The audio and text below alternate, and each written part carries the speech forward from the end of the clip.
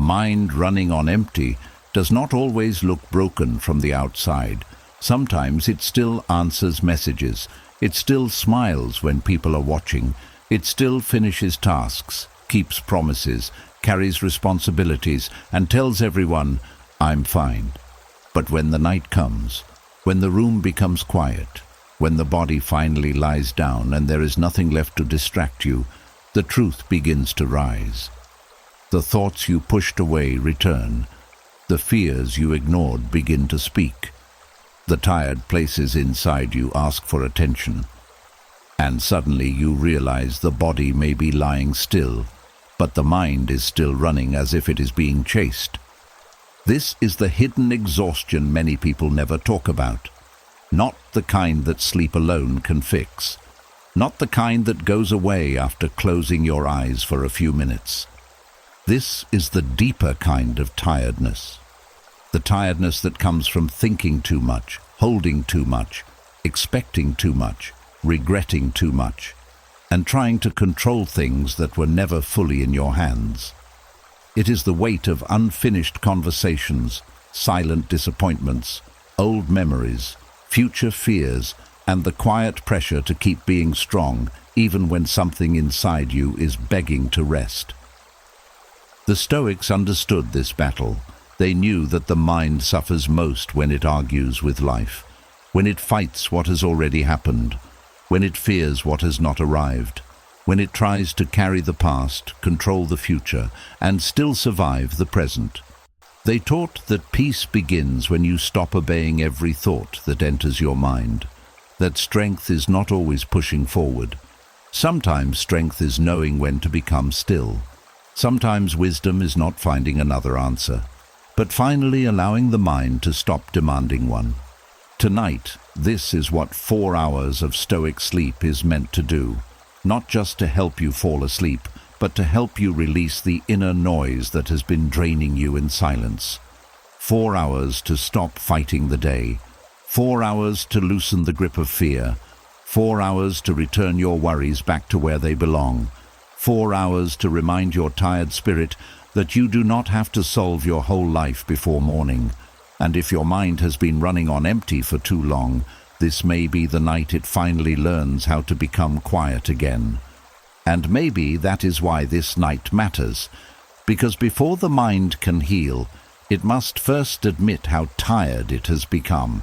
Not tired in a loud way, not tired in a way everyone can see, but tired in the private places, tired from being used every day like a machine that never gets turned off, tired from thinking, planning, fixing, remembering, forgiving, pretending, and still being expected to wake up tomorrow as if nothing inside you is worn thin. There is a kind of collapse that does not make a sound. No one hears it happen. No one sees the moment your patience becomes shorter, your hope becomes quieter, your joy becomes harder to reach. You still move through the day. You still answer when people call your name. You still do what needs to be done. But somewhere inside, something begins to fold. Not all at once. Not dramatically. Little by little, the overused mind starts losing its softness. It becomes tight. It becomes defensive. It becomes tired of being needed. And this is the dangerous part. Most people do not notice the collapse because they are still functioning. They think, I am still working, so I must be fine. They think, I am still taking care of things, so I must be strong. They think, I have survived worse, so I can survive this too. But survival is not the same as peace. Movement is not the same as healing. And being able to continue does not always mean you are okay. Sometimes it only means you have learned how to ignore the warning signs. The overused mind does not always break by stopping. Sometimes it breaks by never stopping at all. It starts with small things. You forget why you walked into a room. You read the same sentence again and again, but your mind cannot hold it. You feel irritated by simple questions. Someone asks for a small favor, and it feels like they have placed a mountain on your chest. You wake up already tired. You lie down, but your thoughts continue marching. You want quiet, but quiet feels uncomfortable because your mind has forgotten how to be still. This is not laziness. This is not weakness. This is what happens when the mind has been asked to carry too much without recovery. The Stoics understood that the mind must be guarded, not because the world is always cruel, but because the mind becomes your whole life when you are alone with yourself. Marcus Aurelius ruled an empire, faced pressure, betrayal, sickness, war, and responsibility, yet he kept returning to one practice: looking inward. He did not do this because life was easy. He did it because he knew that if the inner world became disordered, everything outside would feel heavier than it really was. And that is what happens to an overused mind. It loses the ability to measure life clearly. A simple delay feels like rejection. A small mistake feels like failure. A quiet message feels like abandonment. A hard day feels like a hard life. The mind begins to turn moments into meanings. It takes one problem and stretches it across your entire future. It takes one memory and gives it the power to ruin your whole night. This is why Stoic sleep is not just about closing your eyes. It is about teaching the mind to stop turning every thought into an emergency. A mind running on empty becomes addicted to urgency. It believes everything must be solved now. It believes every feeling must be explained now. It believes every fear must be answered before morning. But most of the things that steal your peace at night are not asking to be solved. They are asking to be released. They are asking you to stop feeding them with attention. They are asking you to remember that not every thought deserves a meeting with your soul. There is a quiet wisdom in saying, "Not tonight." Not tonight to the old argument you keep replaying. Not tonight to the regret that has already taken enough from you. Not tonight to the fear that keeps arriving without proof. Not tonight to the pressure to understand your whole life before the sun rises. The overused mind needs this boundary. It needs a door that closes. It needs a place where the world is no longer allowed to enter. Because when the mind is overused, it starts confusing thinking with control. You believe that if you think long enough, you will prevent pain. If you worry hard enough, you will prepare for disappointment. If you replay the past carefully enough, you will somehow change what happened. But this is the great trap. Overthinking feels productive, but most of the time it is only suffering dressed as responsibility. The Stoics would tell you that your power is not in controlling every event. Your power is in controlling what you give your mind to. And tonight, the lesson is simple. You are allowed to withdraw your mind from what is draining it. There are battles that become stronger only because you keep attending them. There are fears that grow only because you keep feeding them. There are memories that stay sharp only because you keep touching the wound. And there are people who still control your peace, not because they are present, but because your mind keeps giving them a seat at the table.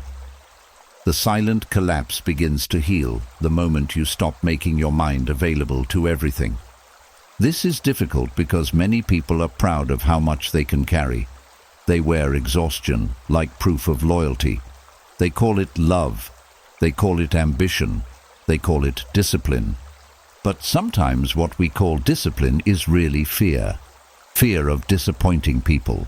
Fear of falling behind. Fear of being forgotten.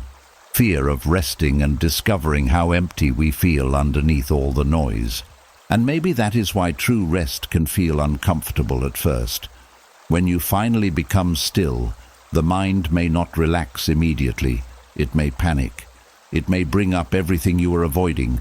It may try to convince you that peace is unsafe. But this does not mean rest is failing. It means the mind is detoxing from constant pressure. A body that has been tense for years does not soften in 1 second. A mind that has been running for too long does not become quiet just because the lights are off. But every minute of stillness teaches it something new. It teaches the mind that it does not have to chase every fear. It does not have to answer every memory. It does not have to finish every unfinished thing tonight. 4 hours of Stoic sleep gives the mind a different instruction. Instead of keep going, it says come back. Instead of solve everything, it says observe gently. Instead of fight the feeling, it says let it pass. Instead of carry the whole world, it says hold only this breath. And slowly, something inside begins to loosen. Not because every problem disappears, but because the mind stops gripping them as if gripping will save you. That is the first miracle of rest.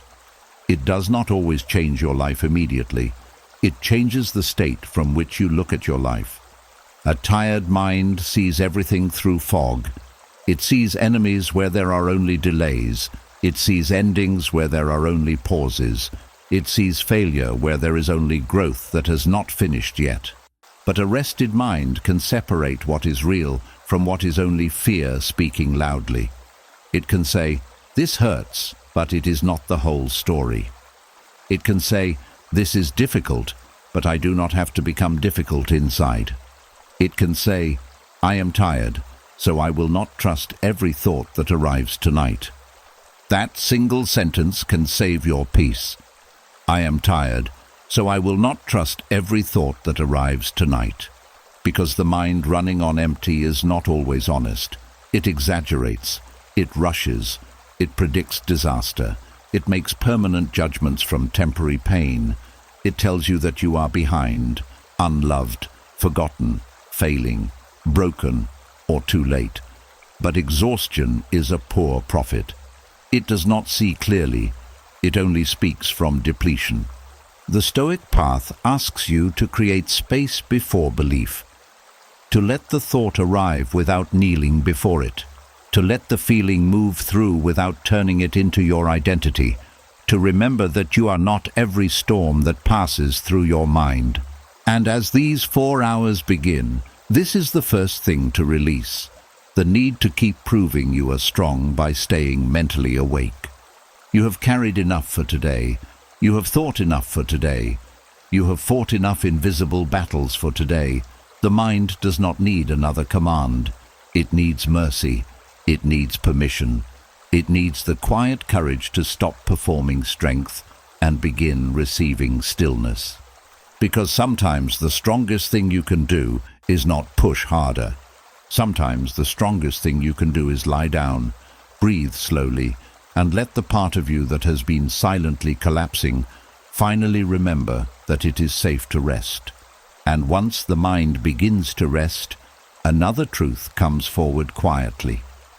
You start to see that many of the things that felt unbearable were not always unbearable because they were huge. They felt unbearable because you were empty while carrying them. A cup feels light in a strong hand, but heavy in a shaking one. A word feels small to a peaceful mind, but sharp to a tired one. And this is where exhaustion becomes dangerous. It does not only drain your energy, it changes the size of everything you face. There is a strange moment that happens when the mind has been pushed too far. A small problem arrives, and instead of seeing it as one passing issue, the mind treats it like a final sentence. One delay feels like your whole life is stuck. One mistake feels like proof that you are failing. One cold reply feels like someone has abandoned you.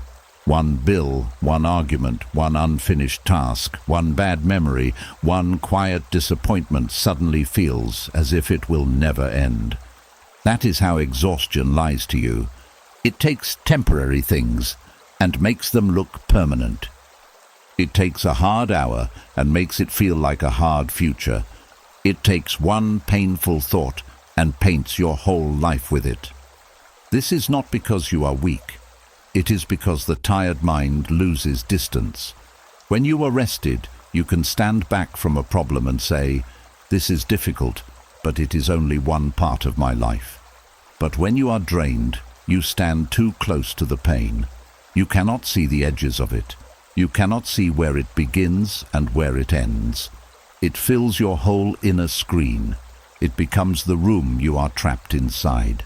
The Stoics knew that suffering often grows when the mind adds meaning to pain. Pain says, "This happened." The tired mind says, "This always happens."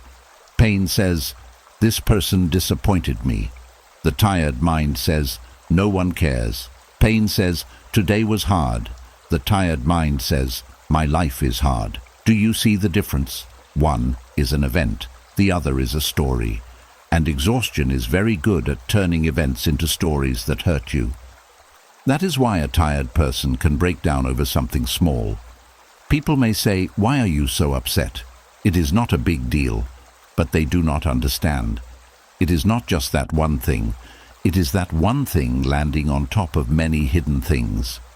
It is the last drop falling into a cup that has been full for too long. It is the mind saying, "I cannot hold even one more thought." The small problem is not the whole weight. It is only the part that finally made the weight visible. And this is why you must be careful with yourself at night. Night has a way of making small worries grow teeth.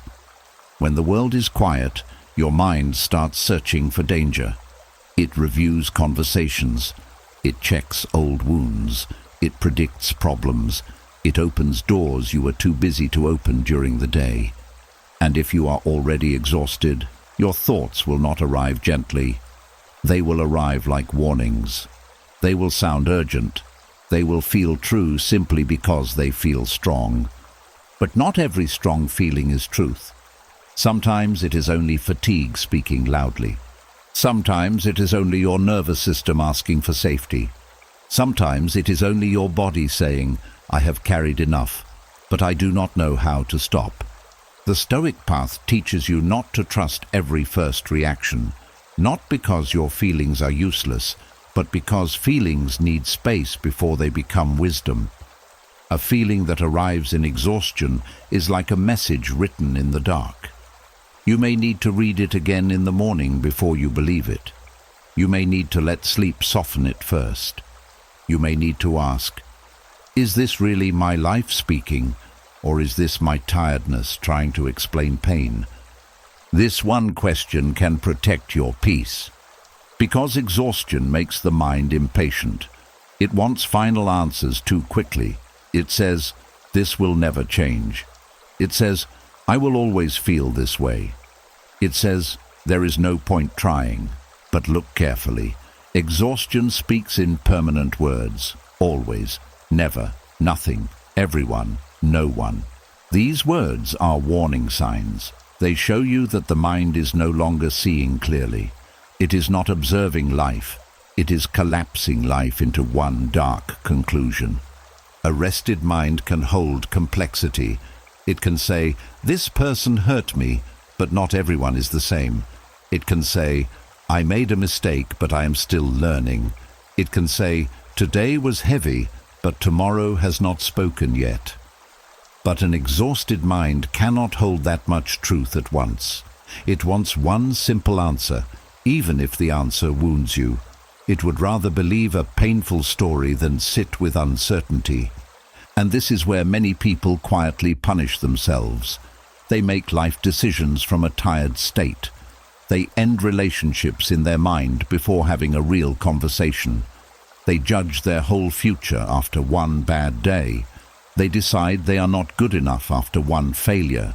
They convince themselves they are alone while lying in a room where no one even knows they are hurting. This is why Stoic sleep matters. It gives the mind time to stop exaggerating pain. It gives the body a chance to lower its guard.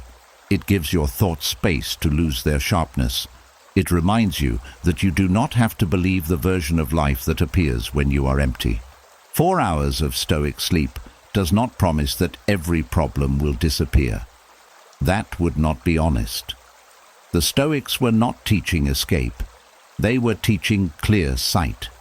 And sometimes clear sight begins with refusing to make permanent judgments while your soul is tired.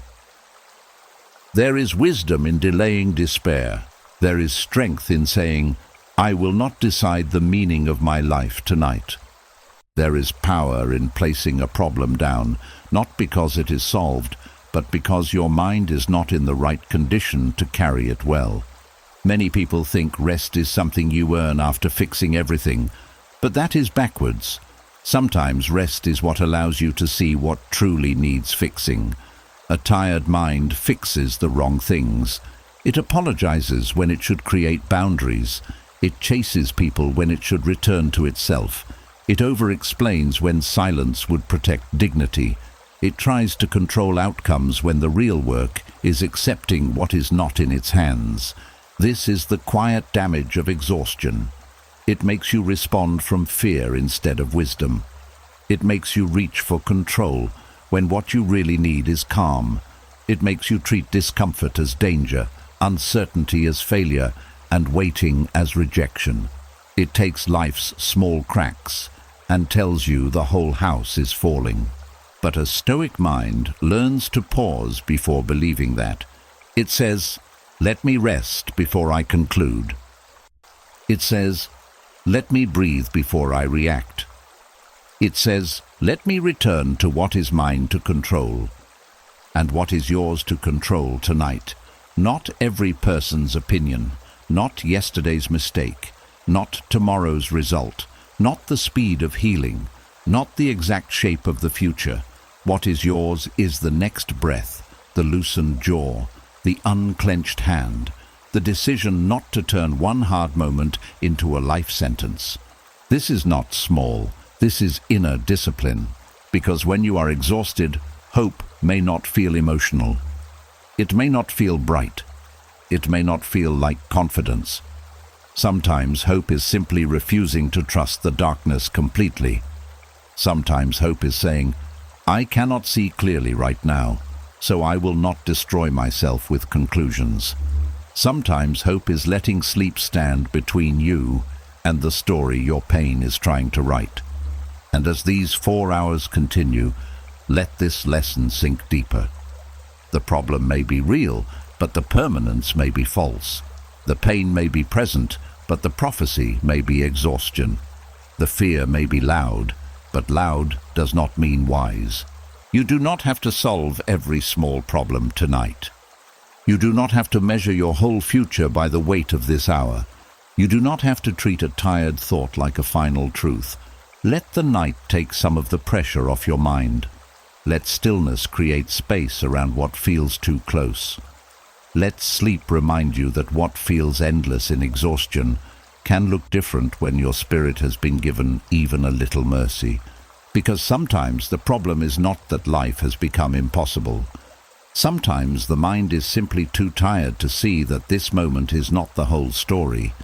And when you finally understand that a tired thought is not always a true thought, another kind of wisdom begins to open. You stop treating every pressure as a command.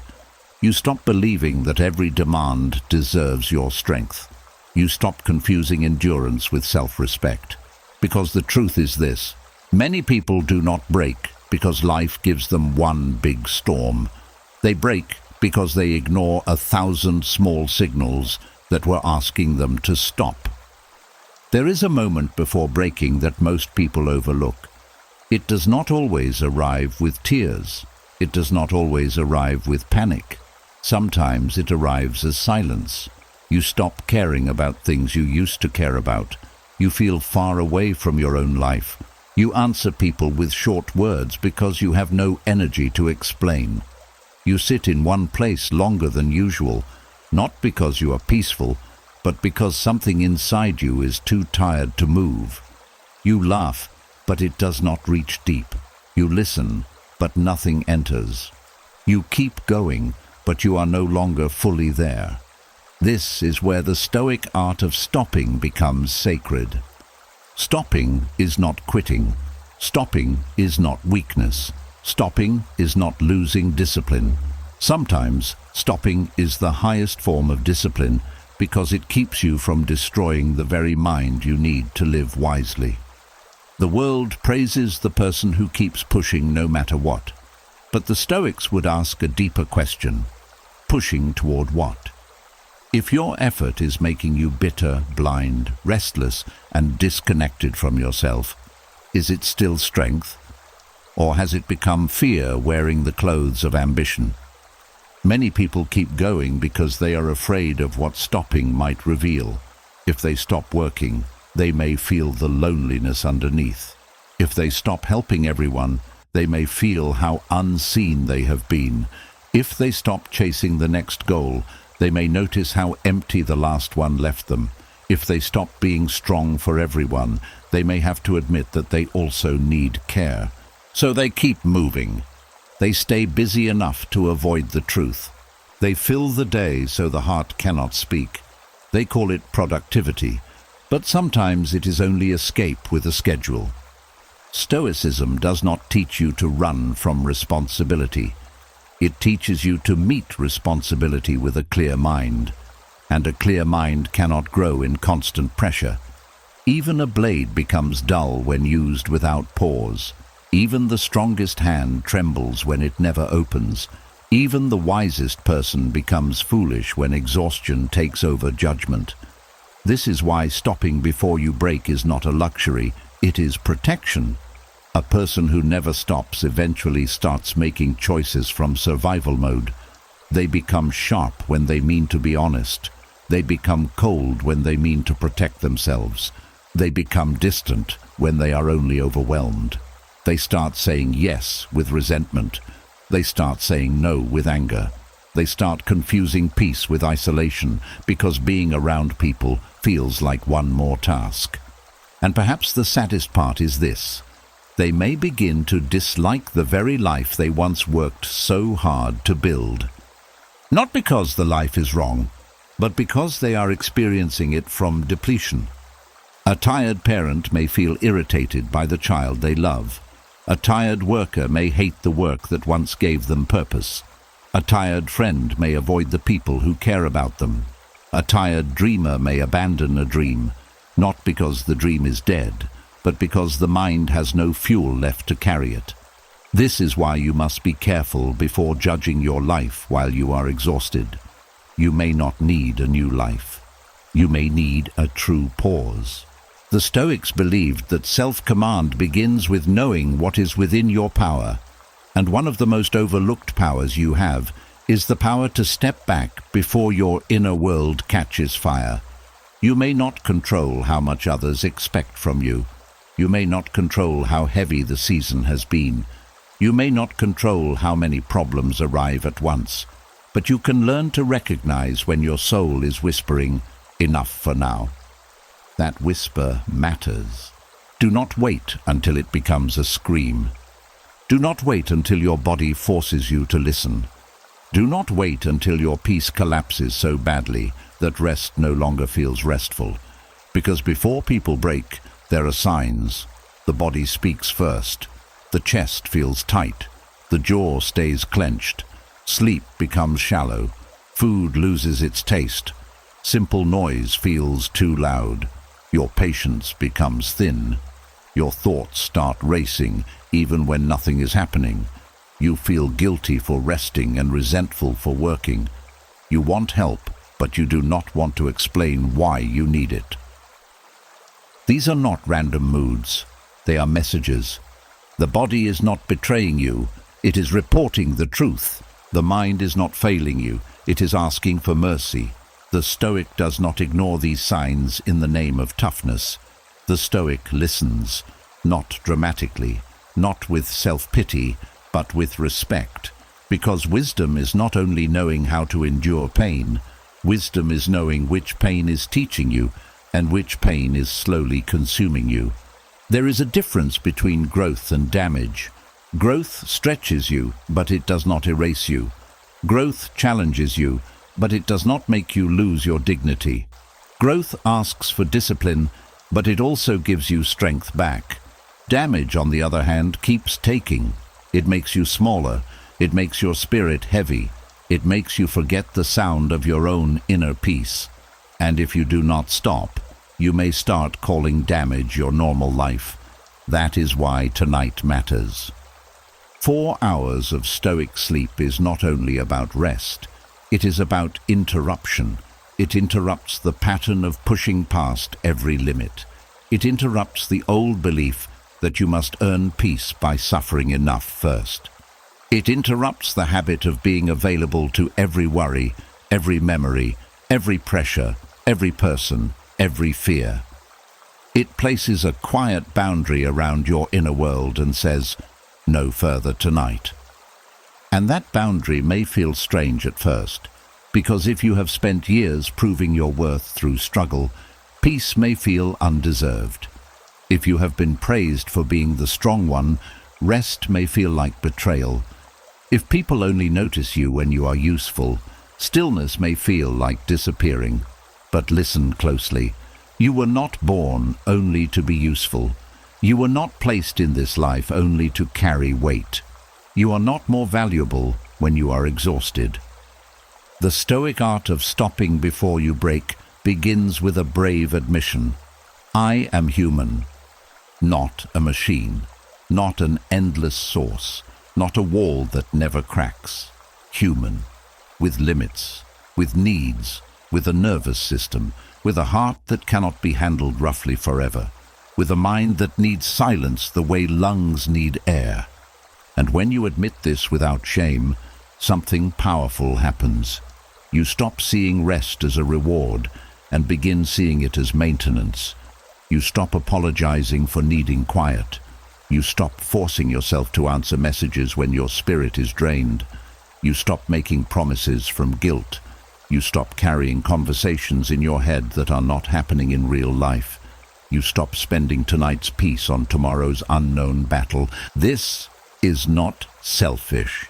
This is responsible.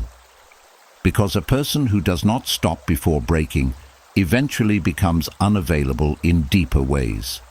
They may still be present physically, but emotionally they are gone. They may still speak, but their words have no warmth. They may still work, but their creativity dries up. They may still love, but they become too tired to show it well. Rest protects not only you, but also the people who receive you. A calm mind gives better love. A rested soul makes wiser choices. A quiet inner world hears truth more clearly. So tonight, the lesson is not to abandon your duties. The lesson is to stop worshipping exhaustion as proof that you are serious about life. You can be committed without being consumed. You can be strong without being hard on yourself. You can care deeply without carrying everything alone. You can pause without losing your path. There is great strength in knowing when to close the door. Close the door to the thought that says you must solve everything now. Close the door to the guilt that punishes you for being tired. Close the door to the voice that says stopping means failing. Close the door to the pressure that has entered your mind without permission. Let the night become a guard at the gate of your spirit. And as you rest, remember this. Breaking is not always sudden. Sometimes it is prevented by one quiet decision made at the right time. One breath before the harsh reply. One pause before the desperate choice.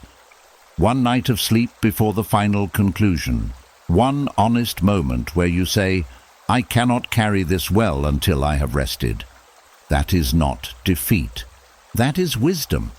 Because the person who stops before breaking is not less strong than the person who keeps going until collapse.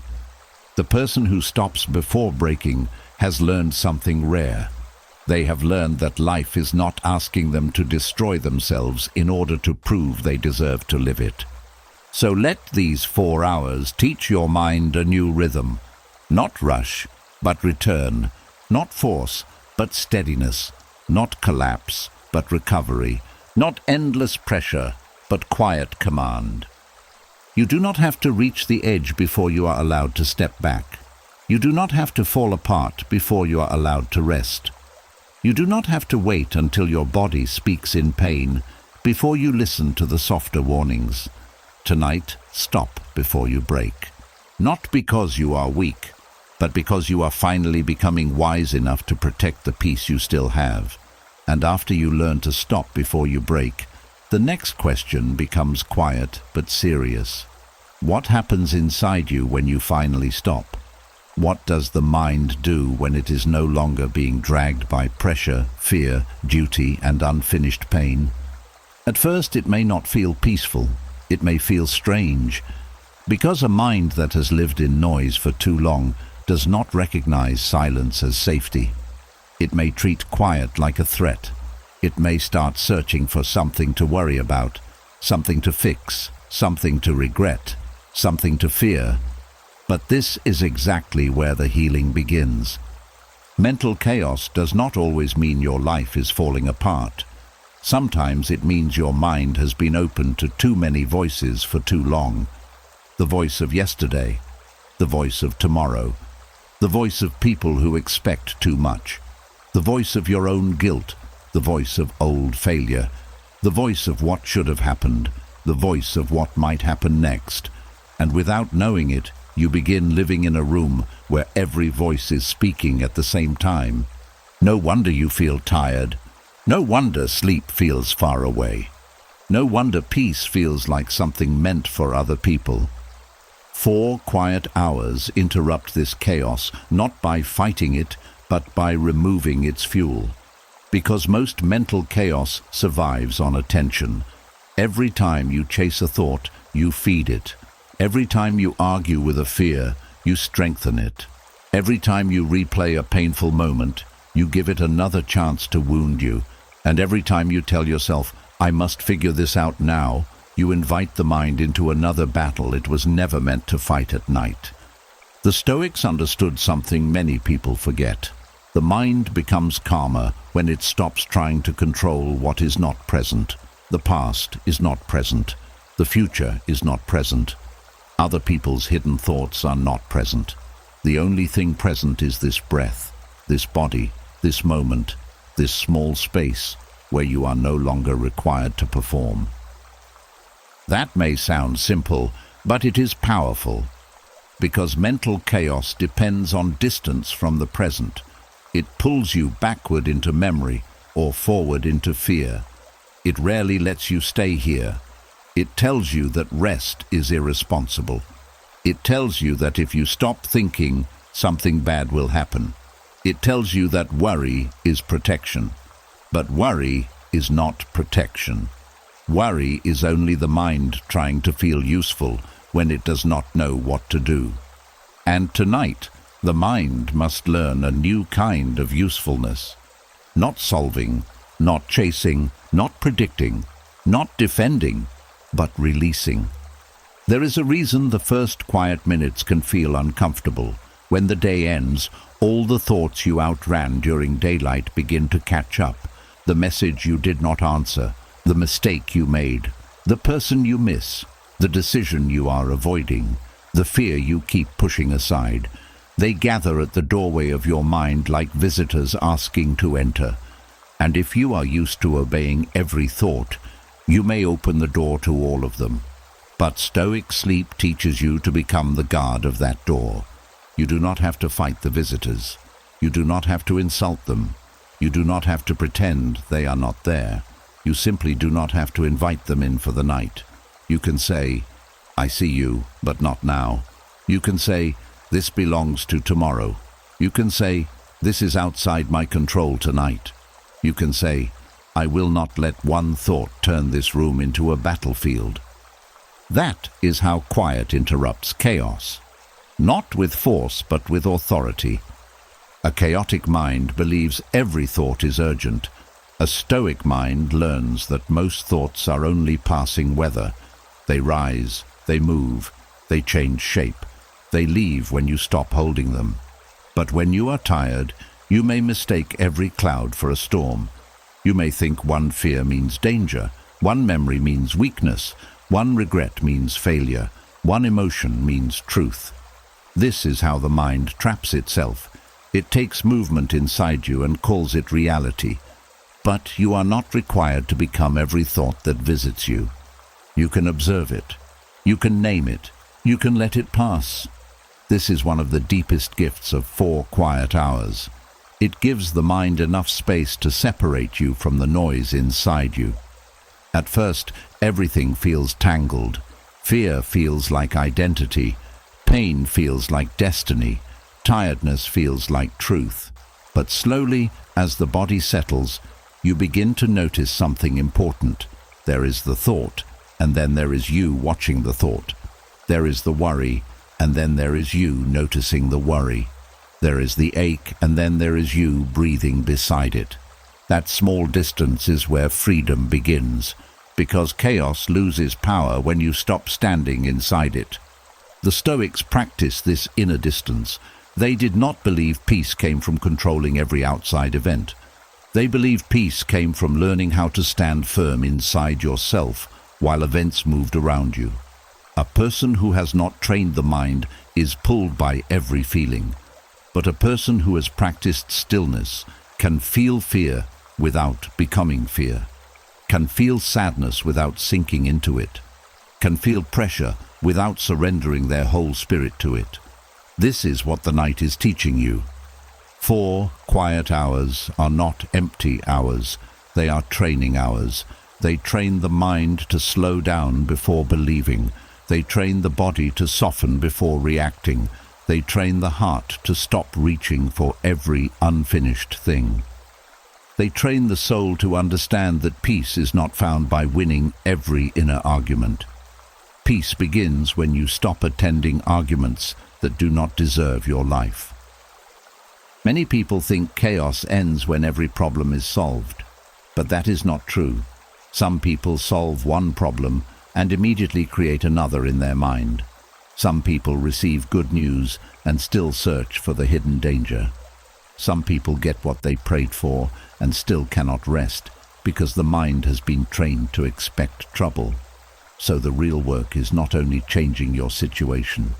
The real work is changing the nervous habit of living as if something is always about to go wrong. Quiet breaks that habit. It tells the body, there is no battle in this room. It tells the mind, you do not have to scan for danger right now. It tells the heart, you can stop preparing for pain for a few hours. It tells the soul, you are allowed to exist without proving anything. And when the mind hears this long enough, something begins to shift. The racing thoughts may not disappear at once, but they begin to lose speed. The fear may still be present, but it no longer sits on the throne. The memories may still appear, but they no longer drag you by the hand. The future may still be uncertain, but uncertainty no longer has permission to steal the whole night. This is not magic. This is practice. Every time you return to the breath, you interrupt the loop. Every time you loosen the body, you interrupt the alarm. Every time you refuse to follow a painful thought, you interrupt the habit. Every time you choose stillness over mental argument, you interrupt chaos. And the mind begins to learn from repetition. It learns that not every night must become a courtroom where you judge yourself. Not every silence must become a screen where the past plays again. Not every tired feeling must become a prediction. Not every fear must become a command. There is a quiet strength in letting the mind become simple again. One breath, one moment, one softened muscle, one thought released, one worry postponed, one night protected. This is how the inner storm loses its structure. Not because you defeated it in a dramatic way, but because you stopped building it with your attention. You stopped giving every fear a chair. You stopped giving every regret a microphone. You stopped giving every possible future permission to enter your bed and speak over your peace. And as these 4 quiet hours continue, let yourself understand this deeply. Mental chaos is not always a sign that something is wrong with you. Sometimes it is a sign that your mind has been loyal to too many battles at once. It has been trying to protect you, prepare you, explain you, defend you, and correct you all at the same time. It has been working without rest, without tenderness, without pause. So tonight, do not punish the mind for being loud. Guide it back, gently, again and again. back to the breath, back to the body, back to what is real, back to what is within your control, back to the quiet place where you do not need to answer life all at once. Because 4 quiet hours can interrupt mental chaos by teaching the mind one rare truth. Peace does not begin when every thought is gone. Peace begins when thoughts no longer control where you go.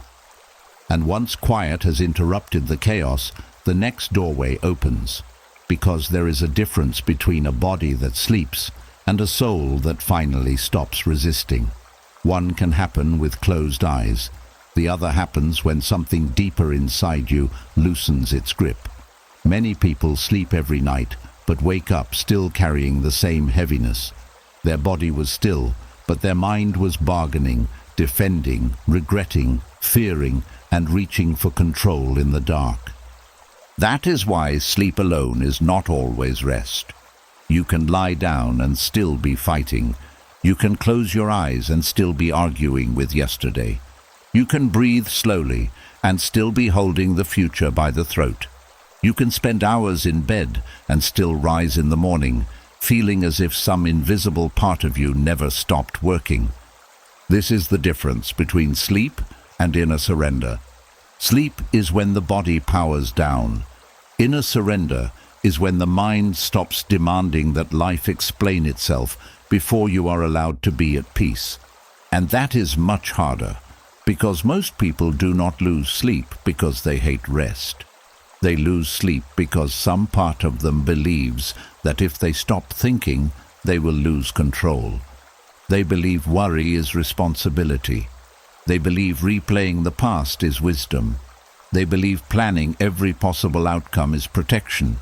They believe staying tense will somehow keep pain away. But tension does not protect the future. It only steals the present. The Stoics knew that the greatest prison is not always pain itself. It is resistance to what cannot be changed. A person can suffer from an event once, then suffer from it 1,000 more times in the mind. The moment was painful, yes, but the endless argument with the moment becomes the heavier chain. You keep asking, why did it happen? Why did they do that? Why did I not know better? Why is life like this? And the mind keeps walking in circles, looking for a door in a room that has no door. Inner surrender is not saying that what happened was okay. It is saying, I will not keep bleeding over what I cannot undo. It is not approval, it is release. It is not weakness, it is wisdom. There is a kind of strength that looks like holding on, but there is another kind, much rarer, that looks like opening the hand. Anyone can grip pain and call it memory. Anyone can carry anger and call it justice. Anyone can keep rehearsing disappointment and call it caution. But it takes deep courage to say, this hurt me, but I will not make my whole inner life a monument to it. That is surrender, not falling apart, not giving up, not pretending you do not care, but refusing to let what happened keep owning every quiet hour of your life. Many people sleep with clenched spirits. Their shoulders may relax, but their inner world stays guarded. They lie there with a hidden courtroom inside them. They prosecute themselves for old mistakes. They defend themselves against people who are not even in the room. They call witnesses from the past. They present evidence of every time they were misunderstood. They replay conversations and create better replies. And by morning, the body has been in bed, but the soul has been in trial all night. Stoic sleep asks for something different. It asks you to dismiss the courtroom, not because every case is solved, but because tonight is not the time for judgment. Tonight is for release. The mind running on empty wants answers before rest, but the wise mind learns that some answers only come after rest. A tired mind asks cruel questions. It asks them without mercy. It asks them from fear. It asks them when the body has no strength to respond wisely. But a surrendered mind says, I do not need to solve this while I am drained. I do not need to understand everything before I'm allowed to breathe. I do not need closure from every person before I can return to myself. That last one matters, because so much exhaustion comes from waiting for something outside you to give permission for peace, waiting for an apology, waiting for a message, waiting for recognition, waiting for someone to understand your side, waiting for life to become fair enough before you rest. But if your peace depends on something outside your control, then your peace will always be delayed. The Stoics would gently bring you back to what is yours: your response, your breath, your judgment, your attention, your willingness to stop feeding what drains you. Inner surrender begins when you stop placing your peace in hands that may never know how to hold it. This does not mean you become cold. It does not mean you stop caring. It means you stop letting care become captivity. You can love someone and still release the need to control their choices.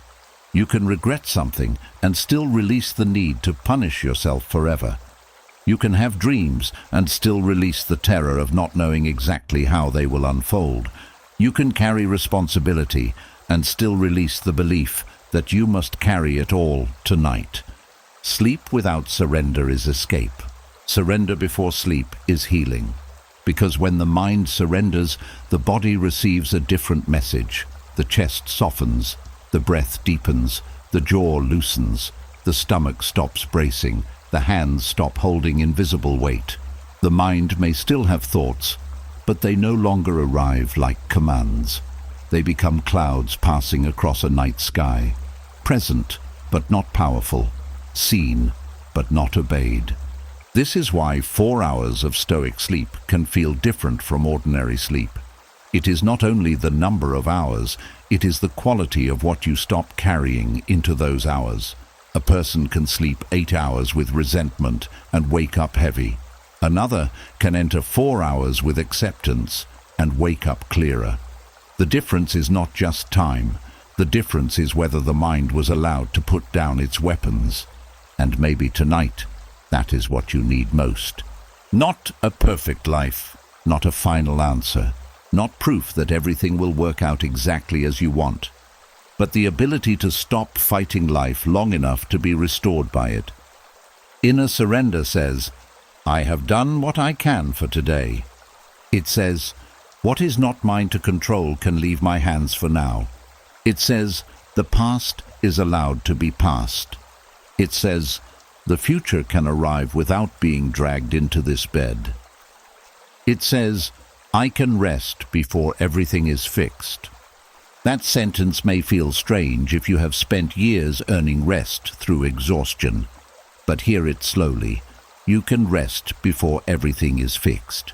You can rest with questions still open. You can rest with pain still healing. You can rest with plans still unfinished. You can rest without explaining yourself to every voice in your mind. This is not carelessness, it is trust. Not blind trust that life will never hurt. Not childish trust that nothing will go wrong, but mature trust, stoic trust. The kind that says, whatever comes, I will meet it better from a rested mind than from a broken one. And that is the secret many people never learn. They think surrender means life wins and they lose. But surrender is not losing to life. It is stopping the inner war that makes life harder than it already is. It is no longer adding suffering to suffering. It is no longer turning every uncertainty into punishment. It is no longer treating every unresolved thing as an emergency. 4 quiet hours become powerful when they become a practice of release. Each breath becomes a small surrender. Each exhale becomes a loosened grip. Each moment of stillness becomes proof that you can exist without controlling everything. Each return to silence becomes a reminder that peace is not found by forcing the mind to be empty, but by allowing the mind to stop fighting what passes through it. So tonight, do not only try to sleep, surrender. Surrender the argument you cannot win tonight. Surrender the answer that has not come yet. Surrender the version of yourself that thinks being tense means being prepared. Surrender the need to hold every person, every outcome, every mistake, every fear, every unfinished story inside your tired mind. Let sleep take the body. Let surrender take the weight. Because sleep may close your eyes, but surrender is what finally opens the hand. And when the hand opens, the mind discovers something rare. It was never peace that was far away. It was the grip that made peace impossible. And when the hand finally begins to open, when surrender starts teaching the mind that it does not have to control everything tonight, another hidden trap becomes easier to see. It is the trap of urgency, that inner alarm that says, do something now, answer now, decide now, fix it now, understand it now. It sounds powerful, it sounds serious, it sounds like wisdom. But often, when the mind is tired, urgency is not truth. It is fear wearing a loud voice. A tired mind does not wait well. It does not sit peacefully with uncertainty. It does not allow life to breathe. It wants to grab the future before the future arrives. It wants to pull answers out of silence. It wants to force peace to appear before the heart is ready. And because the feeling is intense, the mind believes it must be important. But intensity is not always importance. Sometimes intensity is only exhaustion speaking through panic. That is why a tired mind can turn a simple moment into a crisis. A message is not returned quickly, and the mind says something is wrong. A plan changes, and the mind says everything is falling apart. A person sounds distant, and the mind says they are leaving. A small mistake happens, and the mind says you have ruined it. It does not pause to gather truth. It does not ask for evidence. It does not wait for morning. It rushes to a conclusion, because rushing feels safer than not knowing. But rushing is not the same as seeing clearly. The Stoics understood that the first movement of the mind is not always the wisest one. The first thought may be fear, the first emotion may be shock, the first urge may be control. But wisdom lives in the space after the first reaction. It lives in the breath you take before speaking. It lives in the pause before you send the message. It lives in the silence before you make a decision you cannot easily take back. A tired mind hates that pause because the pause feels powerless. But the pause is where your power returns. Urgency makes everything feel like it must be handled immediately. It tells you that if you do not act now, you will lose something, lose respect, lose love, lose control, lose your chance, lose your place, lose your future. But look closely. Most urgency is built on fear of loss. It does not ask, what is wise? It asks, how do I stop feeling this discomfort right now? And that is where many people make painful choices.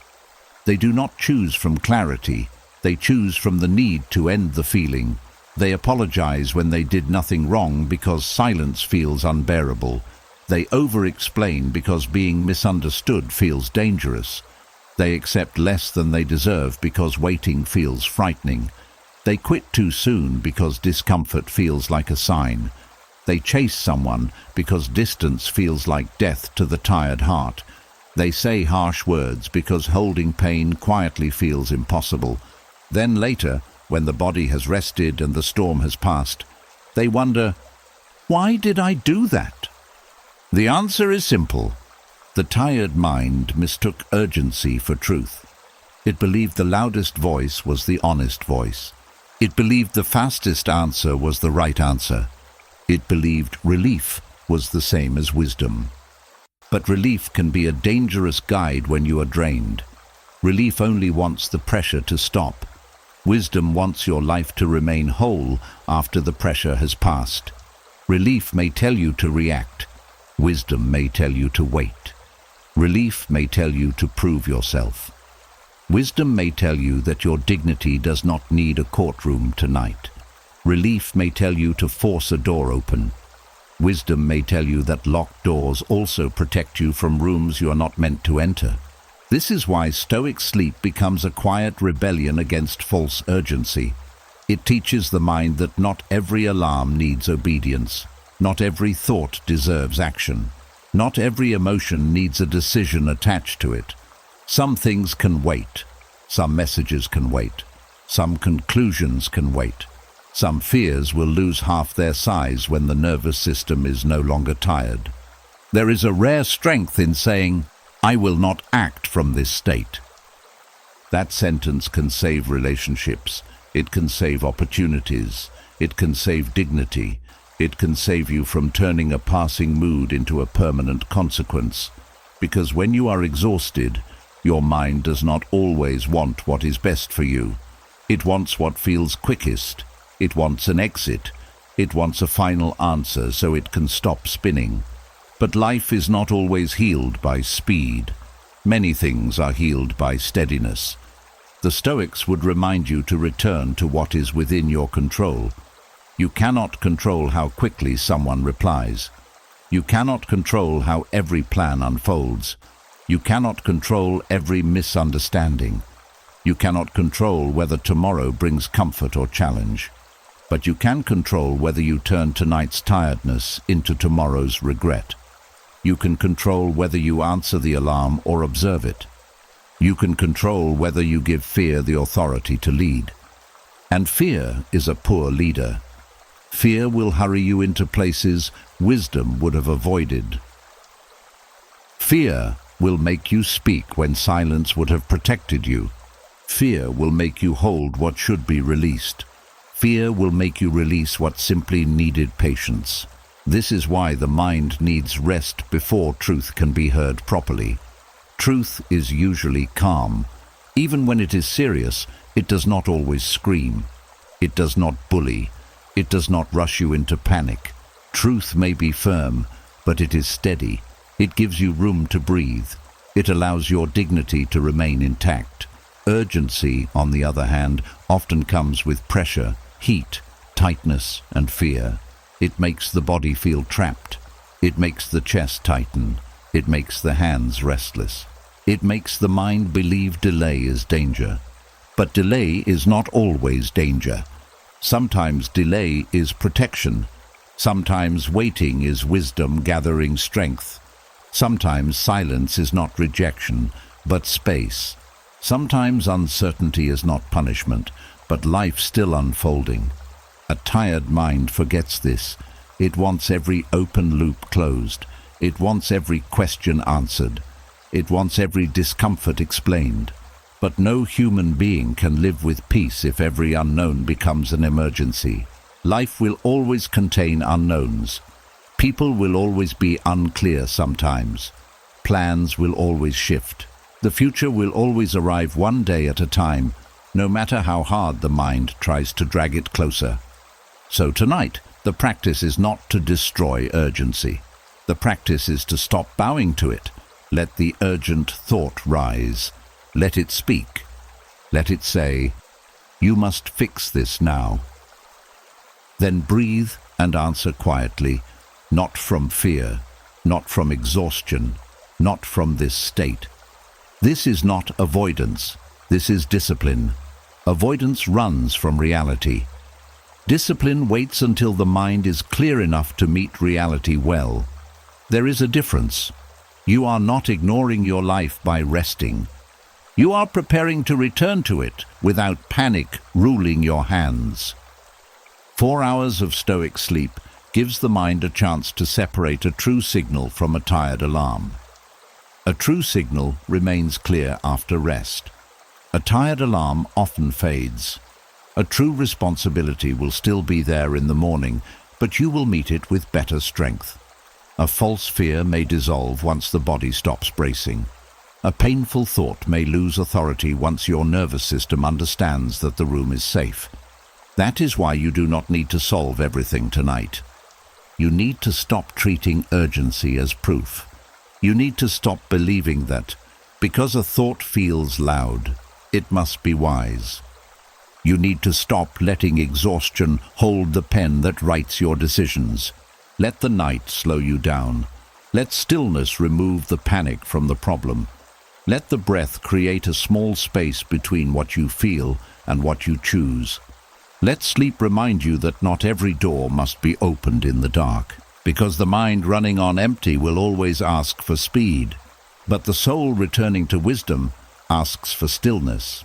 And sometimes the most stoic thing you can do is nothing at all until the truth can speak without fear, shouting over it. And once you stop letting urgency pretend to be truth, another burden becomes easier to notice. It is the burden of tomorrow.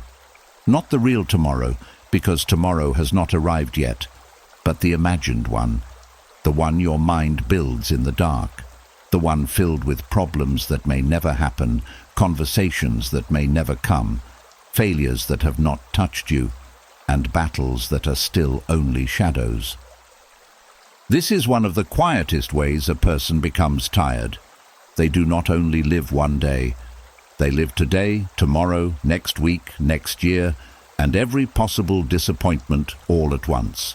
The body is lying in one room, but the mind is already traveling through 100 future doors. It is asking, what if this happens? What if I am not ready? What if I fail? What if they leave?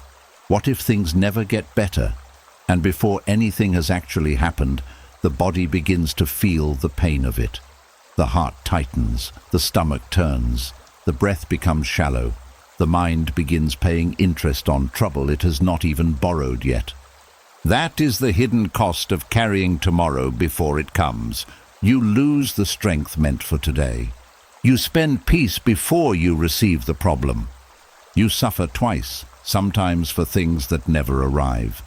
The Stoics understood that the future is one of the mind's favorite places to suffer, not because the future is always dangerous, but because it is unknown, and the tired mind does not like the unknown. It wants to fill empty space with predictions. It would rather believe a frightening story than sit quietly with uncertainty. It thinks that if it can picture every possible danger, it will be safe. But most of the time, it only becomes exhausted before the real day even begins. There is a strange cruelty in worrying about tomorrow too early. It does not make tomorrow easier. It only makes today heavier. It takes the hour you still have and fills it with a storm that has not arrived. It turns your bed into a planning office. It turns silence into a warning bell. It turns rest into a meeting with fears that have no evidence yet.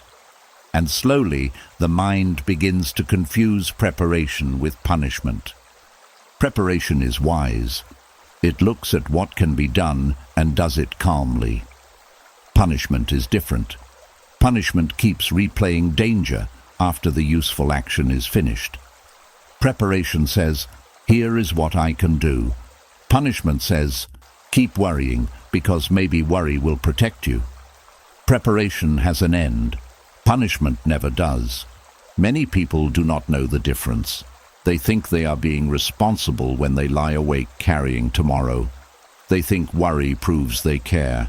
They think fear means they are taking life seriously. But care without calm becomes suffering. Responsibility without boundaries becomes self-destruction. Planning without surrender becomes a prison. The Stoic mind does not reject tomorrow. It simply refuses to live there before the time comes. It says, if action is needed, I will take action. It says, if nothing can be done tonight, then tonight belongs to rest. It says, I will not give the future permission to steal the only moment I can actually touch. This is not denial, this is discipline, because the only place you have power is now, not yesterday, not tomorrow, not inside another person's mind, not inside every possible outcome. Now, this breath, this choice, this response, this small act of letting go. And when the mind returns to now, it returns to its own strength. Carrying tomorrow too early makes the present feel useless. You stop seeing what is still good because you are busy defending yourself against what might go wrong. A warm room becomes invisible. A quiet breath becomes unnoticed. A small kindness passes by without touching you. The body asks for rest, but the mind says, "Not yet. We must suffer about next week first." And what a painful way to live. To miss the safety of this moment because you are rehearsing danger in another one. To miss the people beside you because you are arguing with people who are not even there. To miss the strength you still have because you are already mourning a weakness that has not come. This is how tomorrow becomes a thief. Not because tomorrow is evil, but because the mind drags it into places where it does not belong. Tomorrow has its own doorway. Tomorrow has its own light. Tomorrow has its own strength waiting for you. But when you pull tomorrow into tonight, you meet it without the energy tomorrow was supposed to give you. You face future problems with tonight's tired mind. And a tired mind will always make the future look darker than it is. That is why Stoic sleep teaches you to return tomorrow to tomorrow. This one practice can change a life. When a future fear rises, you do not have to wrestle with it. You can ask, "Is there something I can do about this tonight?" If the answer is yes, do the small, useful thing. Write the note. Set the reminder. Prepare what can be prepared. Speak the honest sentence if it must be spoken. But if the answer is no, then the fear has no rightful work in your mind tonight. It is only noise asking for a chair, and you do not have to give it one. You can say, "This belongs to another day." You can say, "I will meet it when it becomes real." You can say, "I refuse to suffer in advance." There is a deep peace in that refusal. Not an easy peace, but a mature one. The kind of peace that does not come from knowing everything will be perfect. It comes from knowing you do not need to carry what has not been handed to you yet. Life gives weight in portions. The mind creates weight in floods. That is why people become tired before anything happens. They wake up drained by battles they only fought in thought. They enter the day already defeated by predictions. They sit with real opportunities, but their mind is too crowded with imagined disasters to recognize them. They say, "I am tired of life," when often they are tired of living too far ahead of life. The Stoics would gently pull you back, not to shame you for worrying, not to tell you that your concerns are foolish, but to remind you that fear of tomorrow must not become ruler of today. Because when tomorrow rules today, you lose your ability to act wisely in the present. You become tense with people who have not harmed you. You rush decisions that needed patience. You cling tightly to outcomes that needed room to breathe. You become suspicious of peace because you think peace is only the calm before something bad happens. And when good things come, you cannot enjoy them fully because part of you is already preparing for their loss. That is not protection. That is quiet suffering. 4 hours of Stoic sleep interrupts this pattern by teaching the mind to stop crossing bridges it has not reached.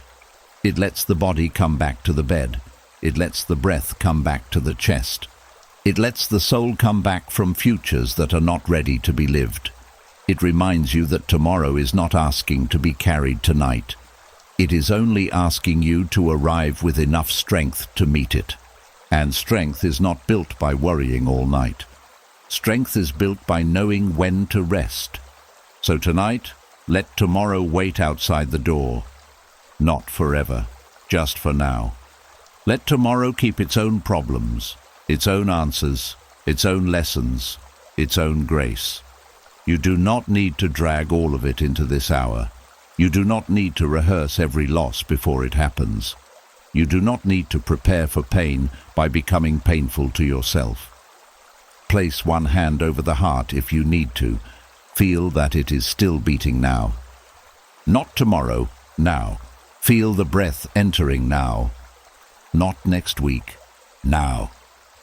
Feel the room holding you now, not in some feared future. Now. This is where life is actually happening, and most of what you need for the next step will be given closer to the next step, not while you are lying awake trying to live the whole journey at once. The mind running on empty wants to borrow fear from tomorrow because it thinks fear will make it ready. But the Stoic mind learns a better way. It prepares where it can, releases where it must, and rests where action is no longer useful. That is wisdom. That is courage.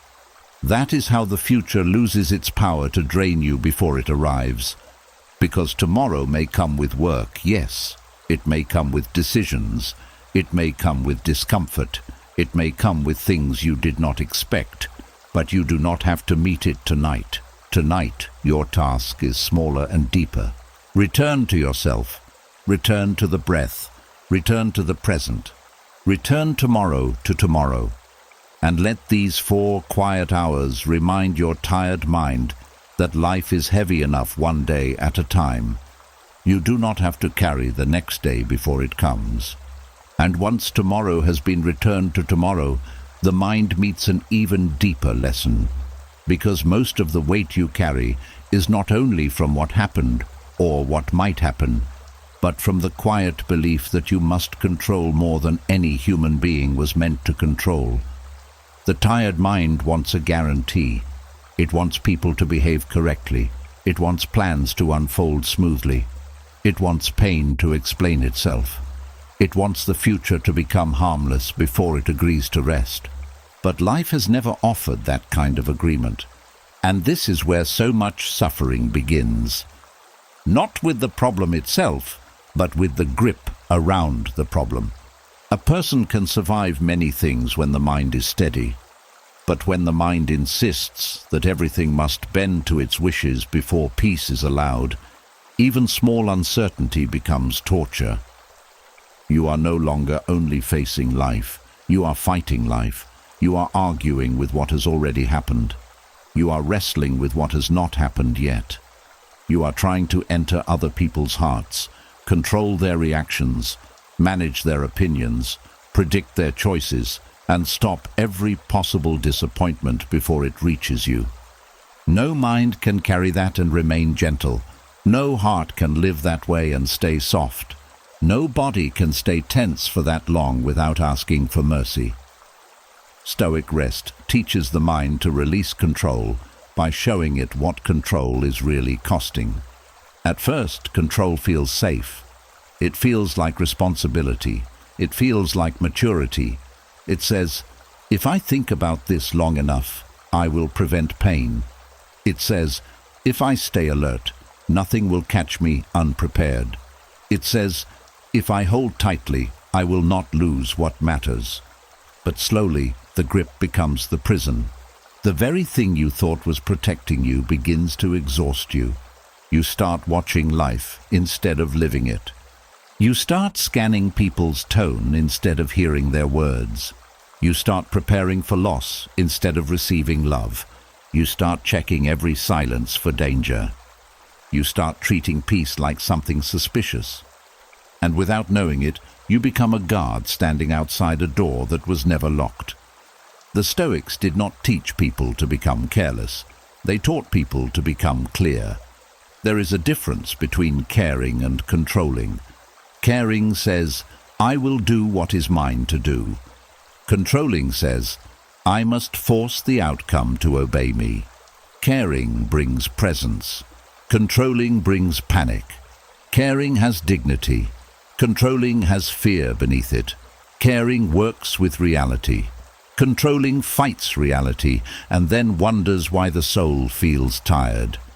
This is why rest is not passive. Real rest is a form of training. It teaches the mind to stop reaching beyond its own hands.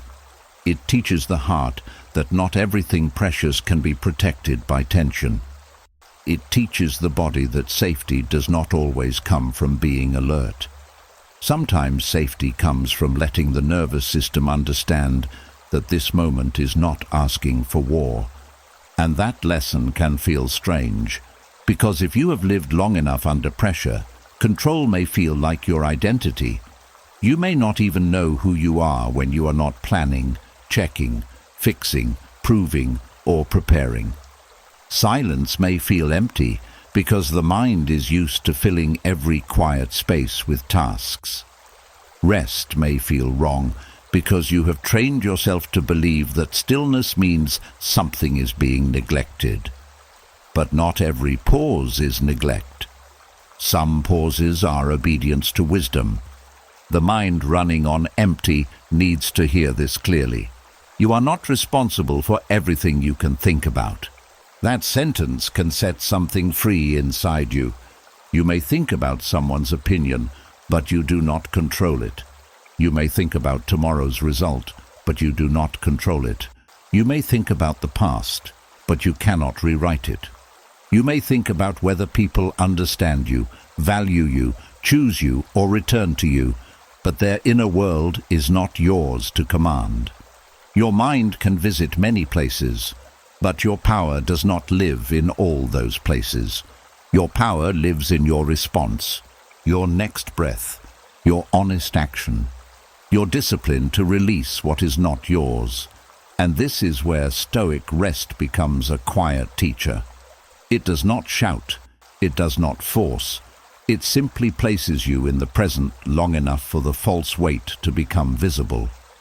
In stillness, you begin to notice how much of your tension came from trying to hold things with no handles. You begin to see that you were gripping shadows, rehearsing conversations that were not happening, preparing for disasters that had not arrived, and trying to control people who were living from their own fears, wounds, choices, and understanding. This does not mean their actions do not matter. It means their actions cannot become the place where your peace is stored. Because anything outside your control is an unsafe home for your peace. If your peace depends on someone replying the right way, you will suffer every time they delay. If your peace depends on being perfectly understood, you will collapse every time someone misreads you. If your peace depends on every plan working smoothly, you will feel attacked by every change. If your peace depends on the future proving itself safe, you will never rest, because the future never arrives fully explained. Stoic rest teaches you to bring peace back inside your own authority. It says, let others be responsible for their choices. It says, let the past remain where it happened. It says, let the future arrive in its own order. It says, let this breath be enough for this moment. It says, do not spend your whole life trying to control the weather inside another person. There is pain in releasing control at first, not because release is wrong, but because the mind has mistaken control for love, control for safety, control for strength. Letting go can feel like standing without armor. It can feel as if you are becoming vulnerable to life. But the truth is, control never fully protected you. It only kept you tense while life remained uncertain anyway. The rain still came. People still changed. Plans still shifted. Mistakes still happened. Loss still visited. And yet, you survived more than your fear said you could. This is important to remember. The same mind that says, I must control everything or I will not survive, has already survived many things it did not control. You did not control every ending. You did not control every betrayal. You did not control every closed door. You did not control every season of confusion. But something in you kept moving. Something in you learned. Something in you adapted. Something in you became wiser, even if it became tired too. So maybe the goal is not to control life so tightly that nothing hurts. Maybe the goal is to become steady enough that when life moves, you do not lose yourself completely. That is Stoic strength, not stiffness, not emotional numbness, not pretending nothing matters, but the ability to say, this matters, but it will not master me. 4 hours of Stoic sleep trains this ability in the quietest way. Each time you release a thought, you are practicing freedom.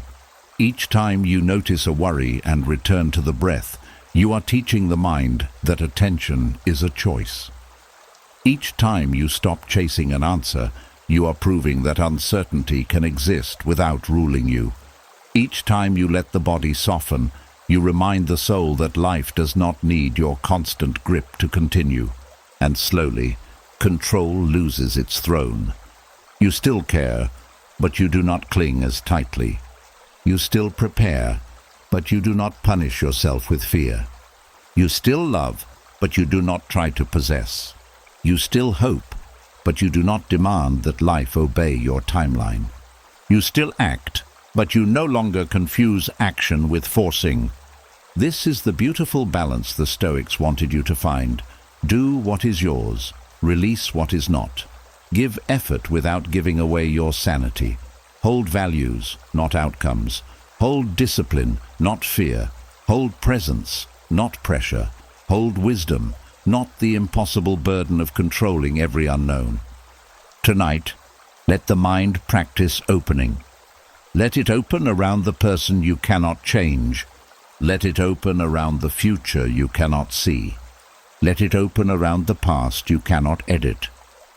Let it open around the answer that has not arrived. Let it open around the life that is still unfolding without asking your permission. This does not mean you stop caring about what happens. It means you stop giving your peace away to what you cannot command. And maybe, as the night deepens, your mind will begin to understand something it has needed for a long time. Life does not become lighter because you control all of it. Life becomes lighter when you stop carrying the parts that were never yours to hold. That is what Stoic rest gives back to a mind running on empty. Not perfect certainty, not a painless future, not complete control, but a quiet inner freedom. The freedom to breathe while life remains unfinished. The freedom to rest while answers are still forming. The freedom to care deeply without gripping tightly.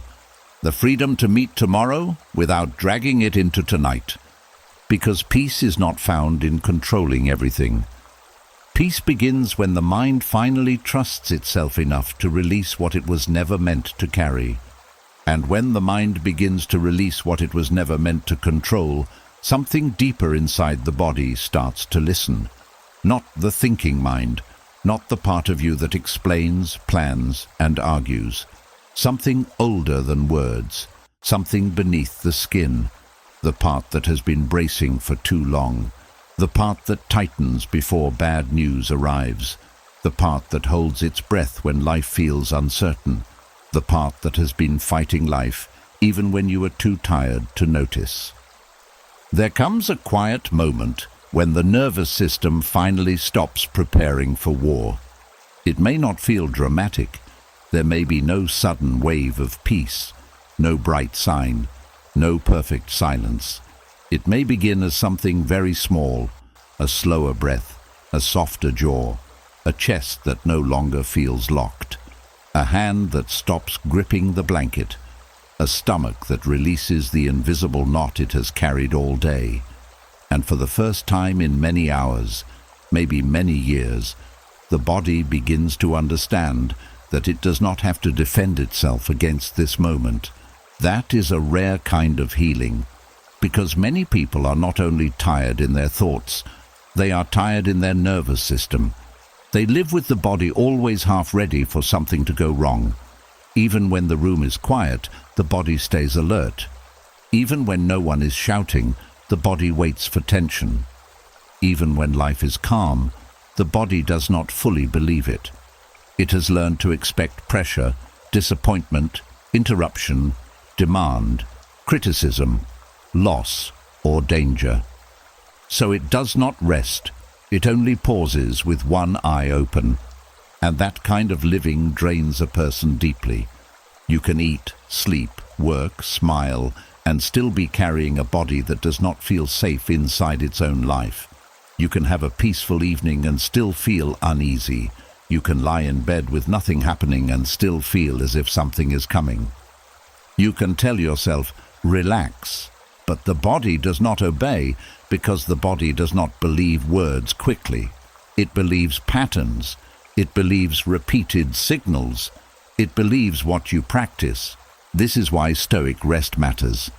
It does not only tell the mind to calm down, it teaches the body, slowly and gently, that not everything is an enemy, not every silence is danger, not every delay is rejection, not every uncertainty is a threat, not every emotion must become a crisis, not every thought must pull the body into battle. The Stoics spoke often about judgment. They believed that events do not disturb us as much as the meanings we attach to them. But there is another layer to this truth. Once the mind gives an event a frightening meaning, the body starts responding as if the danger is real. The heart beats faster, the muscles tighten, the breath shortens, the stomach twists. The body prepares to fight, run, explain, defend, or escape. And sometimes the event is only a thought, a memory, a possibility, a sentence someone said days ago, a future that has not happened, a fear with no proof. Yet the body reacts as if the threat is standing in the room. That is how the nervous system fights life. It does not wait for life to hurt you. It begins preparing early. It scans, it predicts, it tightens. It tries to save you from pain by never allowing you to fully soften. But a body that never softens cannot feel peace deeply. It can only feel relief for a moment before searching for the next problem. This is where 4 hours of Stoic sleep becomes more than sleep. It becomes a retraining of safety. The breath becomes a message. The stillness becomes a message. The darkness becomes a message. The decision not to chase every thought becomes a message. Each quiet moment tells the body, there is no battle here right now. And the words right now are important because the nervous system does not need a promise that life will never be hard again. That would not be real. It does not need you to pretend nothing painful has ever happened. It does not need fake peace. It needs present safety. It needs to know that in this exact moment, there is no need to fight. In this exact breath, there is no need to run. In this exact room, there is nothing to prove. This is how the body returns from survival mode. Not through force, not through shame, not by telling yourself, I should be calm, but by giving the body enough quiet evidence that calm is allowed. Many people are hard on themselves because they cannot relax quickly. They think something is wrong with them. They wonder why they still feel tense when they are trying to rest. But a nervous system that has been trained by pressure cannot become soft by command. It must be invited. It must be shown. It must be guided back again and again until peace stops feeling unfamiliar. This is why patience is part of Stoicism. Not only patience with other people, not only patience with life, but patience with your own healing. You cannot insult your nervous system into peace. You cannot rush it into safety. You cannot punish it for protecting you in the only way it knew how. If your body has been alert for years, it was trying to help you survive. Maybe it learned from stressful homes, painful relationships, heavy responsibilities, sudden loss, constant pressure, or seasons where you had no choice but to stay strong. The body remembered. And now, even when life becomes quieter, it may still act like the old danger is nearby. So tonight, you do not fight the body for fighting. You thank it. You guide it. You tell it, you protected me for a long time, but right now, you can rest. That sentence carries a different kind of power. It does not reject the body. It does not call it weak. It does not treat tension as failure. It treats tension as a messenger that stayed too long because no one told it the war was over. And maybe that is what your body has been waiting to hear. Not that every problem is solved. Not that every person has changed. Not that every wound has vanished. But that right now, you do not have to live as if the next pain is already here. When the nervous system stops fighting life, you begin to feel the present again. Not the story about the present. Not the fear about what it might become. The actual present. The bed beneath you. The air entering slowly. The room holding its silence. The tired body asking for kindness. The mind learning that peace does not need permission from tomorrow.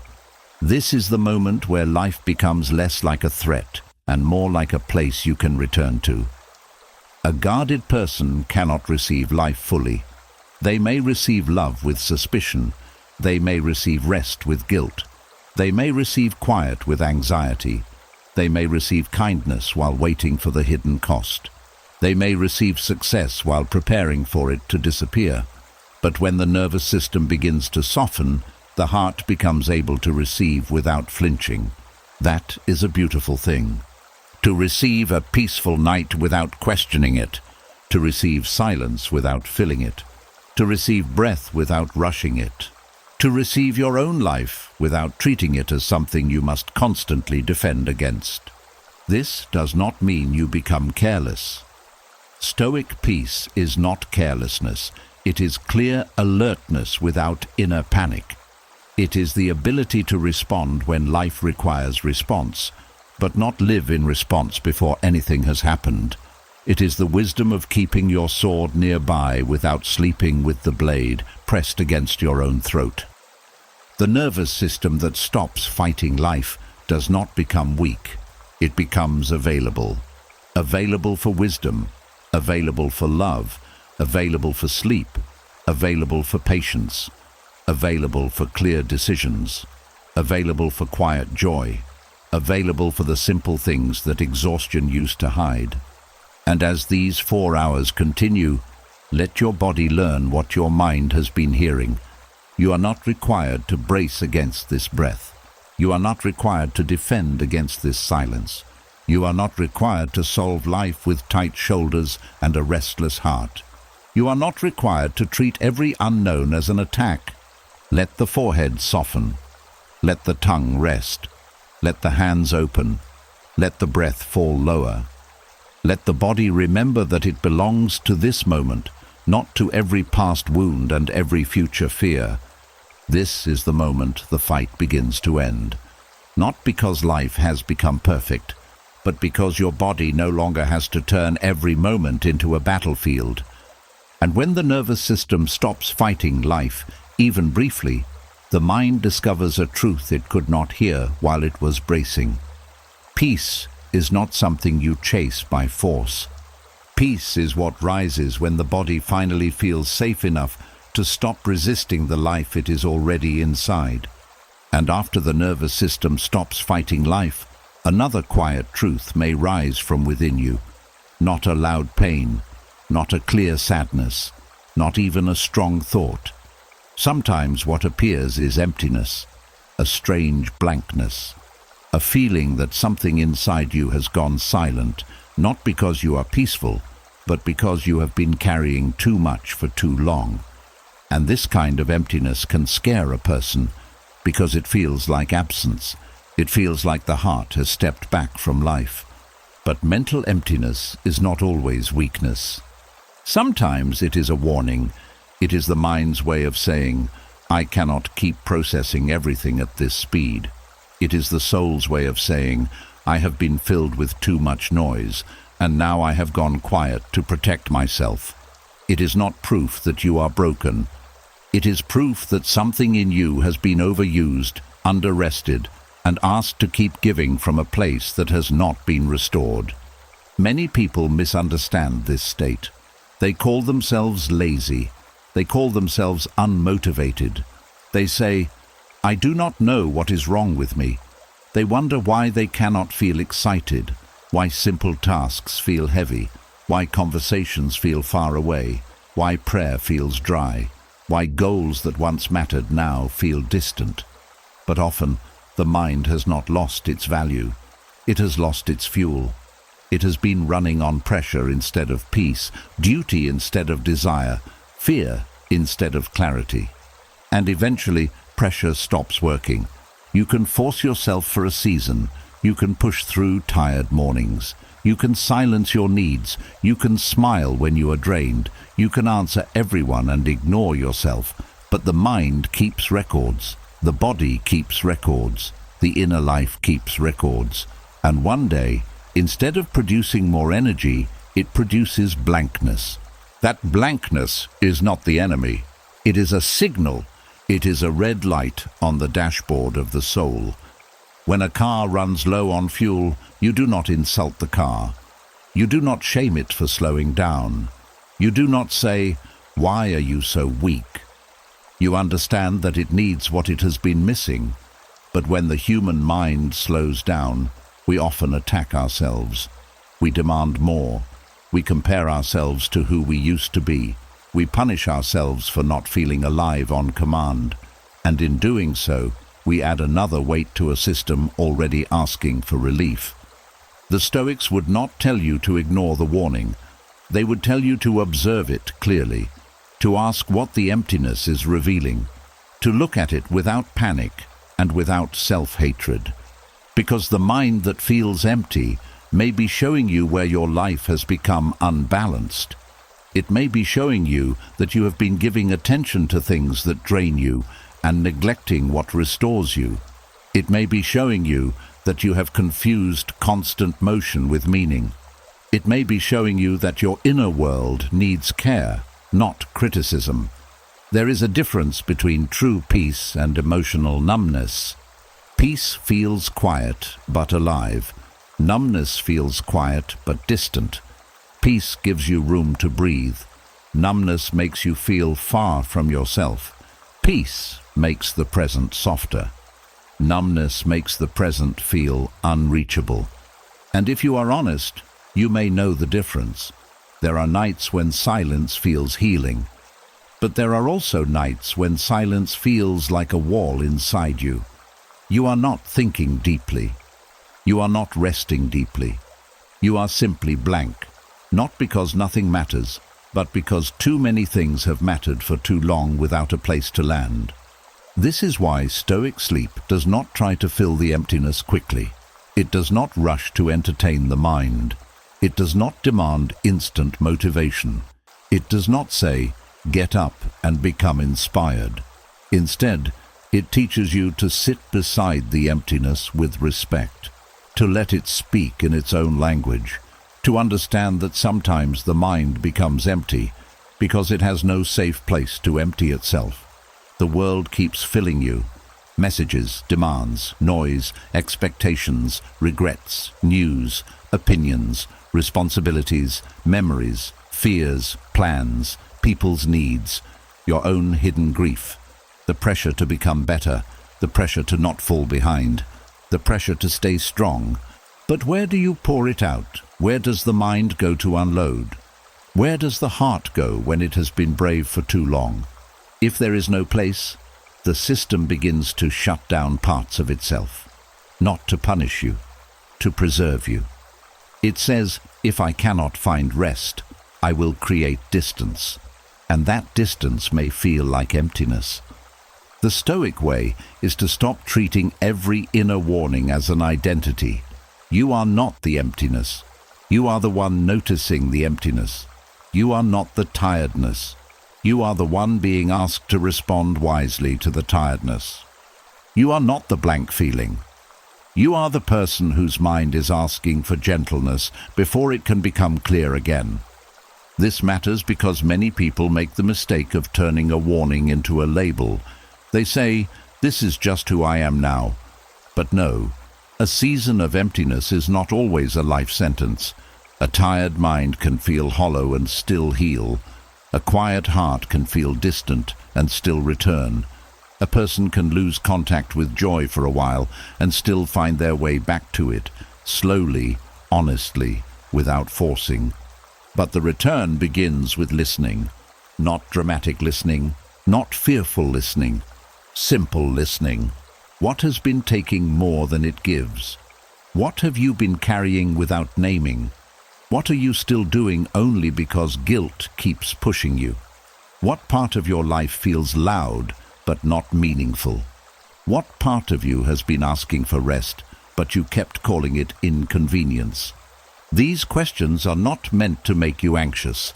They are meant to bring you back to yourself, because mental emptiness often appears when you have been living too far away from your own inner truth. You may be doing all the right things on the outside, but abandoning yourself inside. You may be meeting expectations, but losing connection. You may be achieving goals, but forgetting why they matter. You may be surrounded by people, but still feel unseen in the places that ache. And the mind says, I cannot keep pretending this is enough. That is not weakness. That is honesty rising through exhaustion. 4 hours of Stoic sleep gives that honesty a place to rest without turning it into panic. It lets the mind stop performing. It lets the heart stop explaining. It lets the body stop proving. It creates a quiet space where emptiness does not have to be fixed immediately. It can simply be noticed. And sometimes being noticed is the first form of healing. Because what you notice gently, you can care for wisely. What you deny, you keep carrying blindly. What you shame, you drive deeper into silence. So tonight, if there is emptiness, do not fight it as if it is an enemy. Let it be a messenger. Let it show you where you need softness. Let it show you where you have been spending your life too quickly. Let it show you what no longer feeds your spirit. Let it show you that the mind cannot survive forever on pressure, noise, and unfinished pain. The Stoics believed that wisdom begins with seeing things as they are, not worse than they are, not better than they are, as they are. And maybe what is true tonight is simple. You are not weak, you are warned. Something in you is asking for repair before deeper damage is done. Something in you is asking you to stop confusing emptiness with failure and start recognizing it as information. A warning is not a curse. A warning is a chance to return before you disappear too far from yourself, a chance to rest before bitterness takes root, a chance to simplify before life becomes too crowded inside, a chance to stop giving your best energy to things that leave your soul empty. And as these 4 quiet hours continue, let the blank places in you be met with mercy. Do not demand that they become full tonight. Do not command joy to return by force. Do not shame the mind for becoming silent after carrying a world of noise. Just breathe beside it. Let the body soften.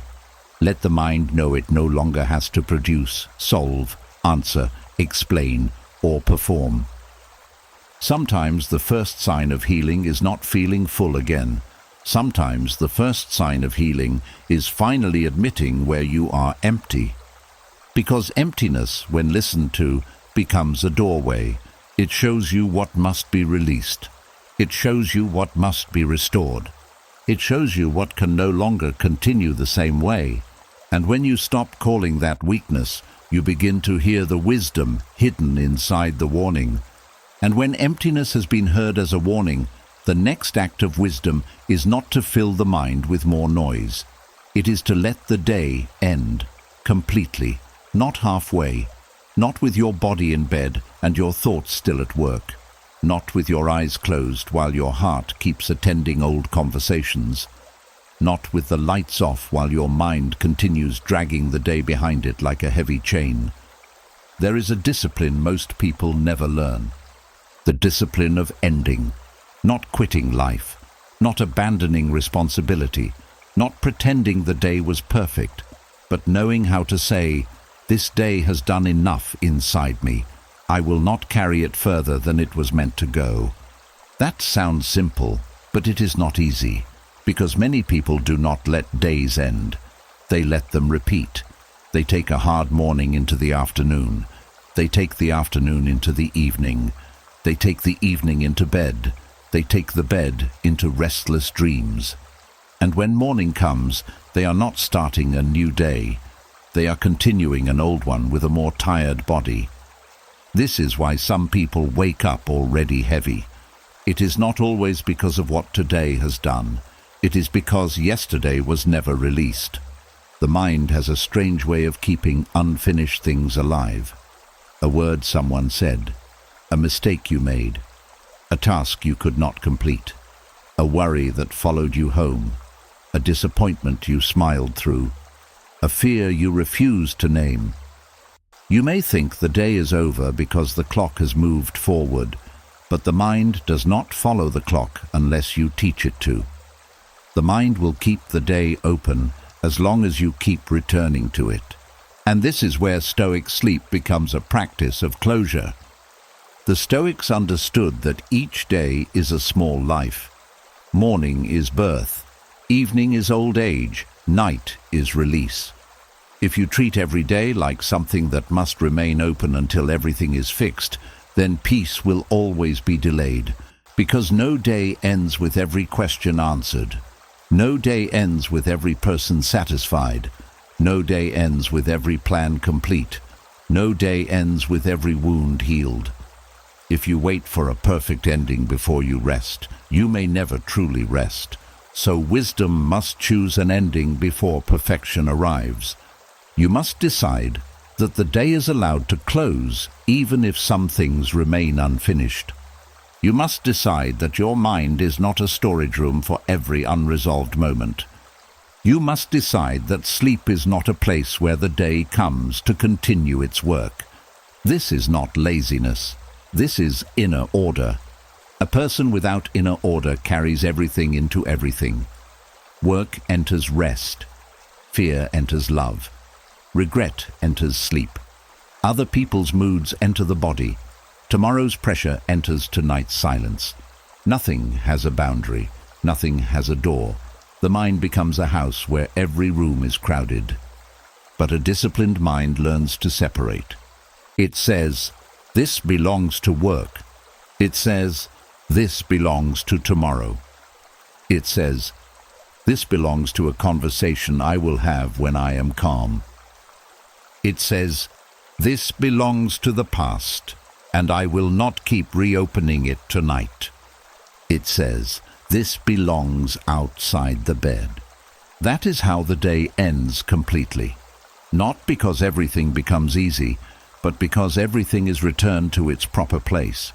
Many people think discipline only means waking early, working hard, staying focused, and doing difficult things. But there is another discipline that is quieter and deeper. The discipline of stopping thought when thought is no longer useful. The discipline of closing a mental door even when the mind wants to keep looking through it. The discipline of not turning the night into a second day. The discipline of protecting sleep from the world's unfinished business. This discipline is rare because worry often feels like loyalty. If you stop thinking about the problem, you may feel careless. If you stop replaying the pain, you may feel like you are excusing it. If you stop planning tomorrow, you may feel unprepared. If you stop carrying someone else's burden, you may feel selfish. But this is where the mind must be taught a higher truth. Carrying pain all night does not prove love. Repeating worry does not prove responsibility. Punishing yourself does not repair the day. Sometimes the most responsible thing you can do is let the mind recover so it can return with wisdom. A tired mind does not improve the past. It only suffers over it with less clarity. A tired mind does not prepare well for tomorrow. It only paints tomorrow with fear. A tired mind does not solve relationship pain. It only rehearses words that may never be spoken. A tired mind does not become wiser by refusing sleep. It becomes more fragile, more reactive, more easily wounded by small things. So the Stoic asks, what can be done now? If something can be done, do it simply. If nothing can be done tonight, release it honestly. This question is powerful because it separates action from rumination. Action has shape. Action has purpose. Action has an end. Rumination has no end. It keeps turning the same stone in the hand until the hand hurts. It keeps asking the same question without accepting any answer. It keeps dragging the mind through the same hallway, hoping a new door will appear. But some doors do not open at night. Some answers need morning. Some emotions need rest before they can speak clearly. Some problems need a calmer version of you. That is why ending the day completely is not giving up on life. It is trusting that life can continue without your mind holding it together every second. The world will not fall apart because you stop thinking for a few hours. The future will not disappear because you allow your body to sleep. The people who need you will still exist tomorrow. The work will still be there. The question will still be there. But you may return to all of it with a mind that is less wounded by exhaustion. There is dignity in closing the day. There is dignity in washing your hands of what cannot be repaired tonight. There is dignity in saying, I did what I could with the strength I had. There is dignity in not demanding from yourself the strength of someone who has not been carrying what you carry. The mind running on empty often ends the day with self-judgment. It reviews everything you did wrong. It counts what remains unfinished. It measures you against an impossible version of yourself. It says, you should have done more. You should have known better. You should have handled that differently. You should be further ahead. And if you listen too long, you begin to believe that rest must be earned by perfection. But rest is not earned by perfection. Rest is required because you are human. Even the best day must end. Even the strongest person must stop. Even the wisest mind must become quiet. Even the most disciplined soul must learn how to release the day without turning every evening into a trial. The Stoics practiced evening reflection, but not as self-torture. Reflection was meant to bring clarity, not punishment. It was meant to ask, what did I learn? Not, how can I hate myself for being human? It was meant to help the soul grow lighter, not heavier. True reflection has mercy inside it. It sees the mistake, takes the lesson, and leaves the whip behind. That is what you must practice tonight. Look at the day, but do not live inside it again. Notice what hurt, but do not reopen the wound with your own hands. Remember what must be done, but do not carry it into sleep like a stone on your chest. Take the lesson, then let the scene close. A day that ends completely gives the soul a clean threshold. It says, this part is finished. Not because life is finished, not because healing is finished, not because responsibility is finished, but because this one stretch of time has reached its boundary, and boundaries create peace. Without boundaries, the mind becomes endless. With boundaries, the mind begins to trust that not everything has to happen at once. 4 hours of Stoic sleep depends on this boundary. Before sleep can become restoration, the day must be dismissed from the inner room.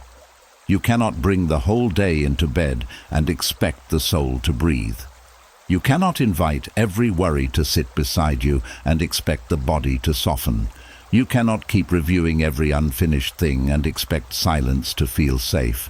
So tonight, close the accounts of the day, not with harshness, with calm authority. Say to the task, you will wait. Say to the regret, you have taught me enough for tonight. Say to the fear, you are not needed in this room. Say to the future, come when it is your time. Say to the body, you may stop now. Say to the mind, the day is over. This is a sacred sentence when spoken with honesty. The day is over. It does not mean everything went well. It does not mean you were perfect. It does not mean no pain remains. It means you are no longer willing to let one day consume the night that was meant to restore you.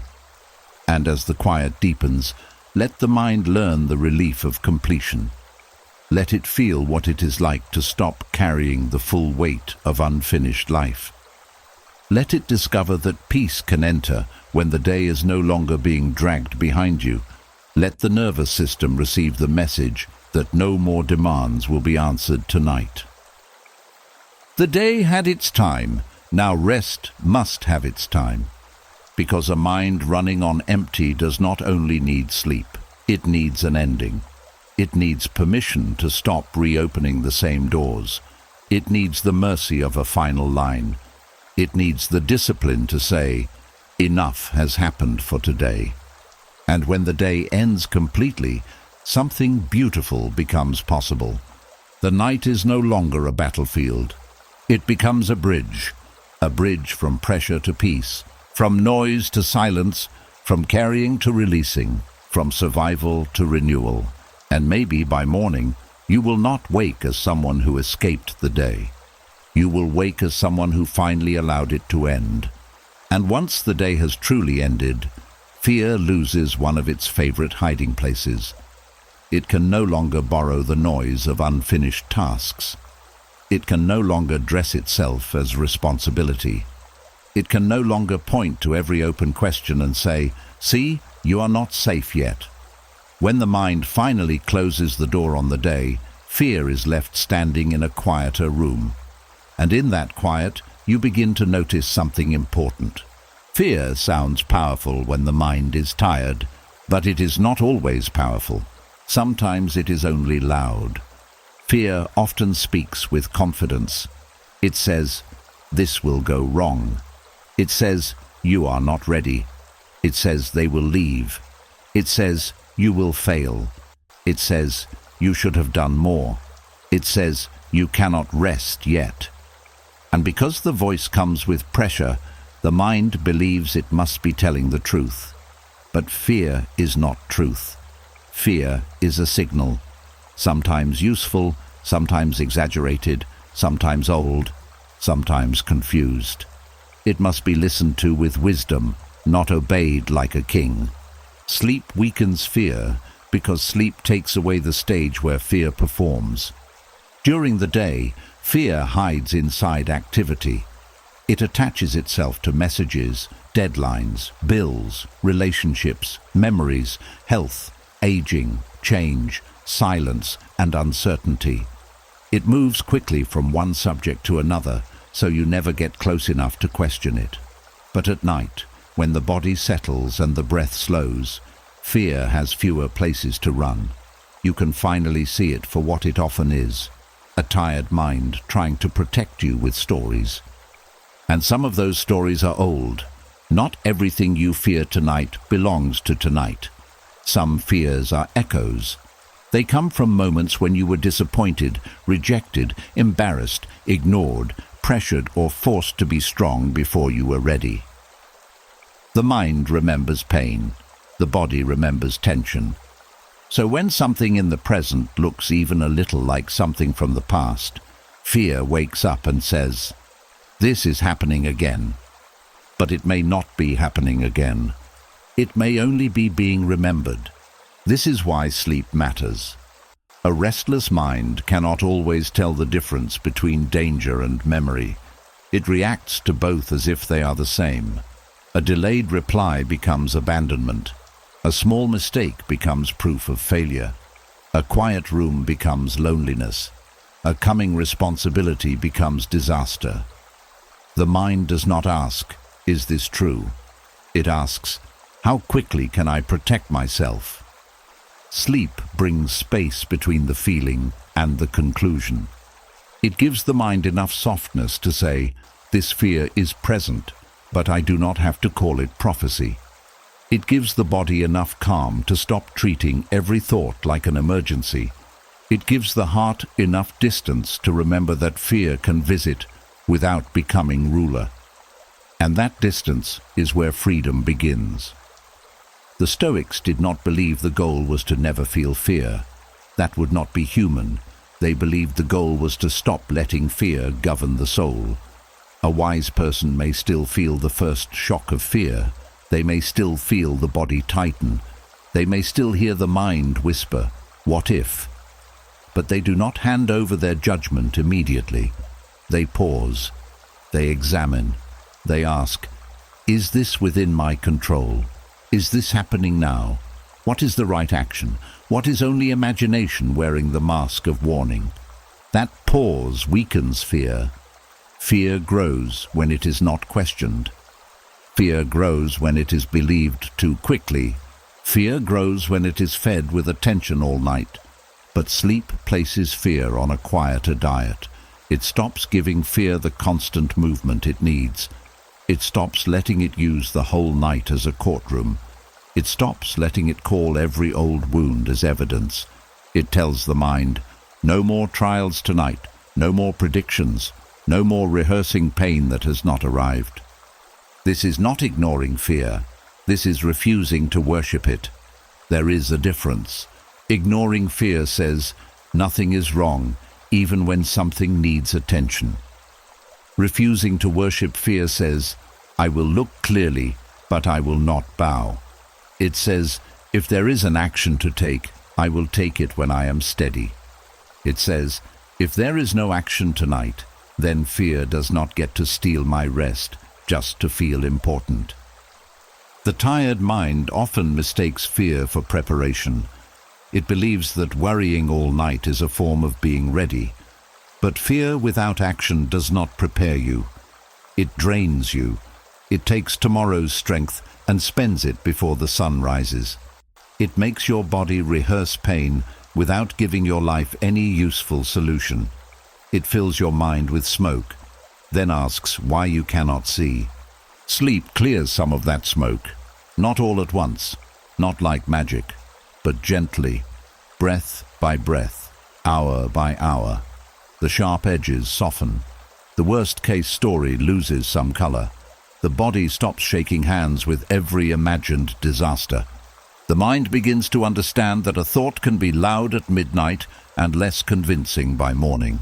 That is why you must be careful with nighttime fear. Night makes fear dramatic. Sleep makes fear smaller. Morning often makes fear clearer. Many things that terrify you in the dark become manageable after rest.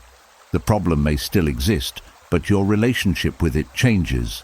You see the next step instead of the whole mountain. You hear the real concern underneath the panic. You understand what needs attention and what only needed release.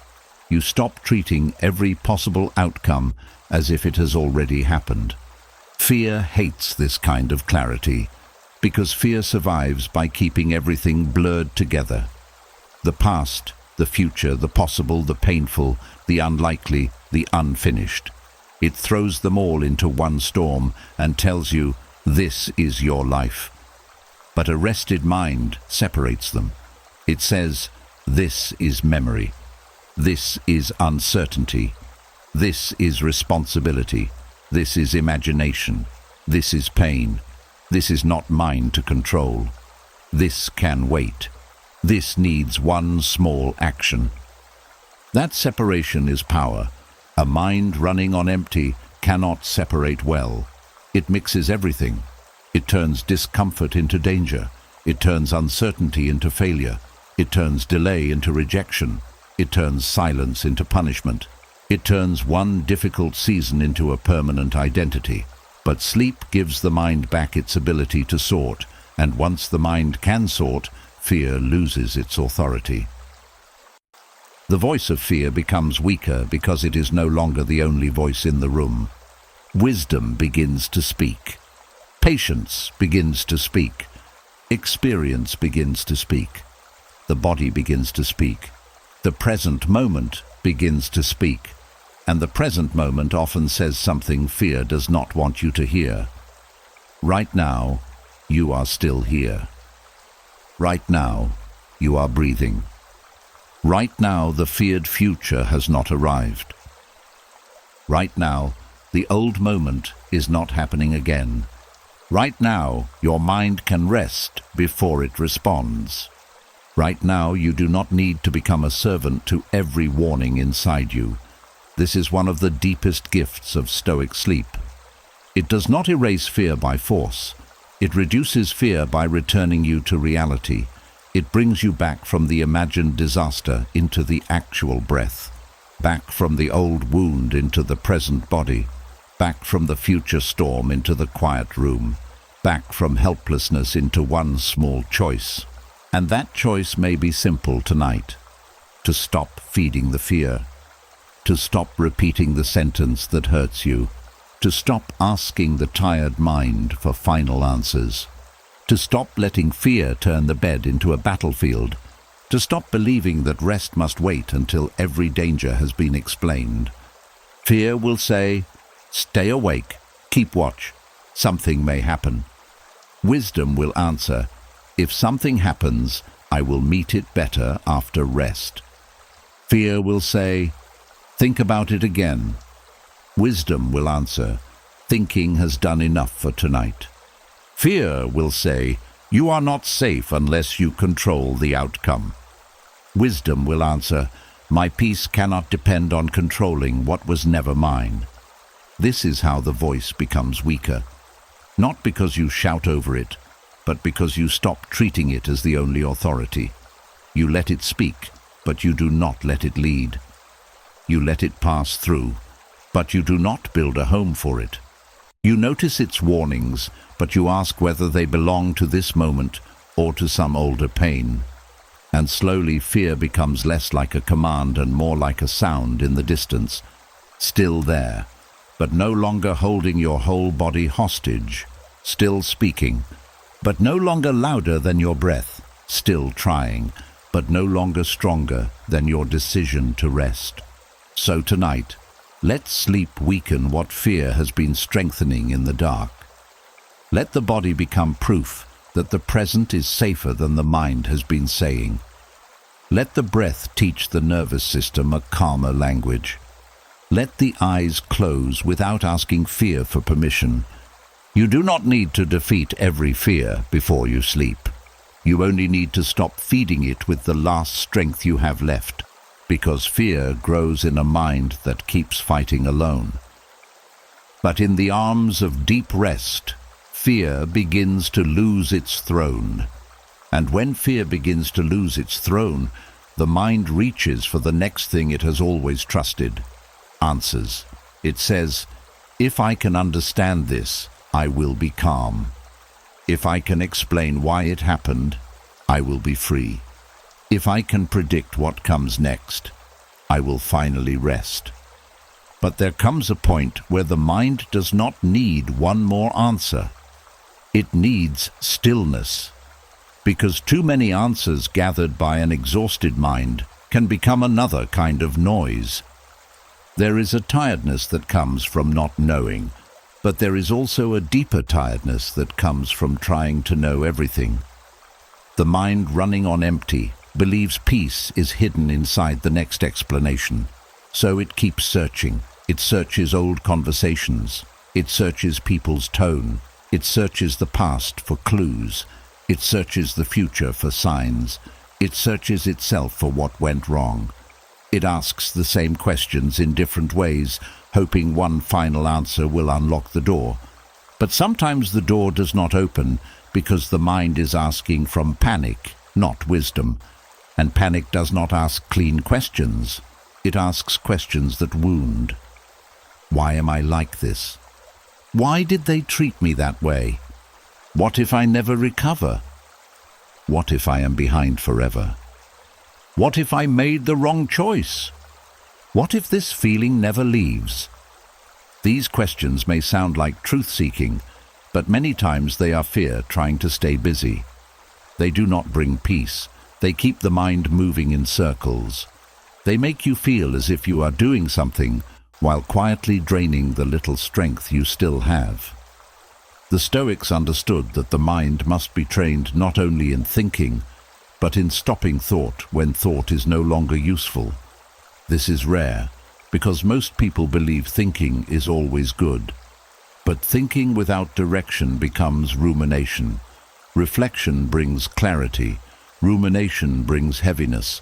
Reflection asks a question, receives a lesson, and lets the soul breathe.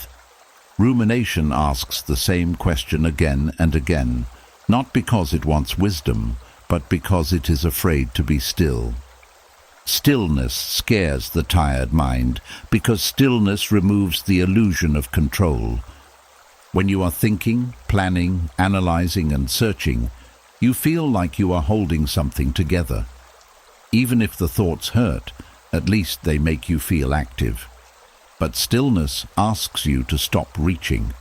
It asks you to sit in the open space where not everything is solved. It asks you to breathe without knowing. It asks you to rest without full proof that everything will be okay. And for a mind trained by pressure, that can feel almost impossible. But this is exactly why stillness is medicine. Stillness does not give the mind another object to chase. It gives the mind a place to land. It says, "You have searched enough for tonight." It says, "You do not need to interrogate your pain until it gives you a perfect answer." It says, "You can be held by silence without understanding every wound." It says, "Not knowing is uncomfortable, but it is not always dangerous." Many people do not realize how much pain comes from demanding answers that life is not ready to give. Some answers come with time. Some come with distance. Some come through maturity. Some come only after you stop begging for them. And some answers never come clearly at all. But the soul heals anyway. That is a hard truth, but also a freeing one.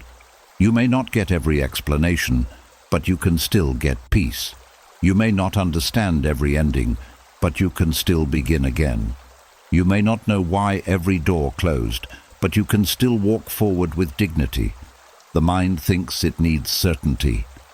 The soul often needs quiet. There is a difference. Certainty says, "I will not rest until I know." Quiet says, "I can rest even while I do not know." Certainty demands that life become fully clear before you soften.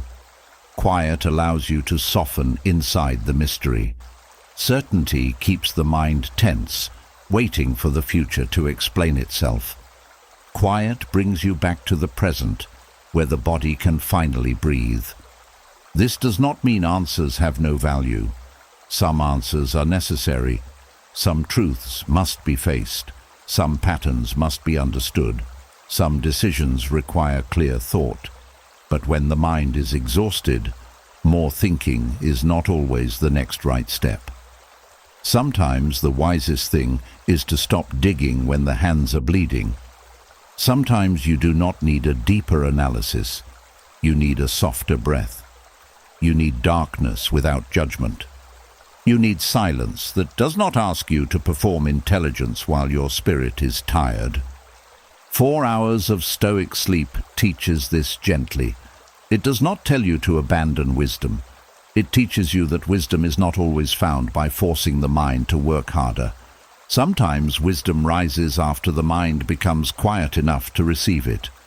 A muddy glass of water does not become clear by shaking it harder. It becomes clear when it is left still. In the same way, the mind does not always become clearer by thinking more. Sometimes it becomes clear when it is finally allowed to settle. This is why stillness can reveal what effort hides. When you stop chasing every answer, you may notice the real need underneath the question. Maybe the question is not really, why did they leave? Maybe the deeper need is, how do I stop abandoning myself because someone else walked away? Maybe the question is not, what if I fail? Maybe the deeper need is, can I still respect myself if life does not go perfectly? Maybe the question is not, when will everything change? Maybe the deeper need is, can I be kind to myself while change is slow? Stillness brings you beneath the surface. Noise keeps you fighting the surface. And a mind running on empty has spent too long on the surface, reacting, explaining, predicting, defending, comparing, measuring. It has been living at the level of mental weather, chasing every cloud across the sky. But stillness teaches you to become the sky itself. Thoughts pass, feelings pass, questions pass, fears pass, but something in you remains, something deeper than the answer, something steadier than the mood, something that does not need to solve the whole universe before it can breathe. That is the part Stoic sleep is trying to return you to, the observing part, the wise part, the quiet witness inside you that can say, "This thought is here, but it is not all of me." That part does not panic over every unanswered question. It does not kneel before every emotion. It does not turn uncertainty into a sentence against your life. It simply watches, breathes, and chooses the next right thing when the time comes. The world teaches you to collect answers. Stoicism teaches you to master attention, because the answer you chase may not be within your control, but where you place your mind is. You may not control when someone explains themselves. You may not control when life becomes clear. You may not control when healing feels complete, but you can control whether you keep pouring your last energy into questions that have no work for tonight. Tonight, stillness is the work, not solving, not proving, not explaining, not rehearsing, not making sense of every scar, just stillness. The kind that lets the nervous system lower its guard, the kind that lets fear lose volume, the kind that lets the mind stop biting into itself, the kind that tells your inner world, you are allowed to be unfinished and still be safe. That sentence carries peace.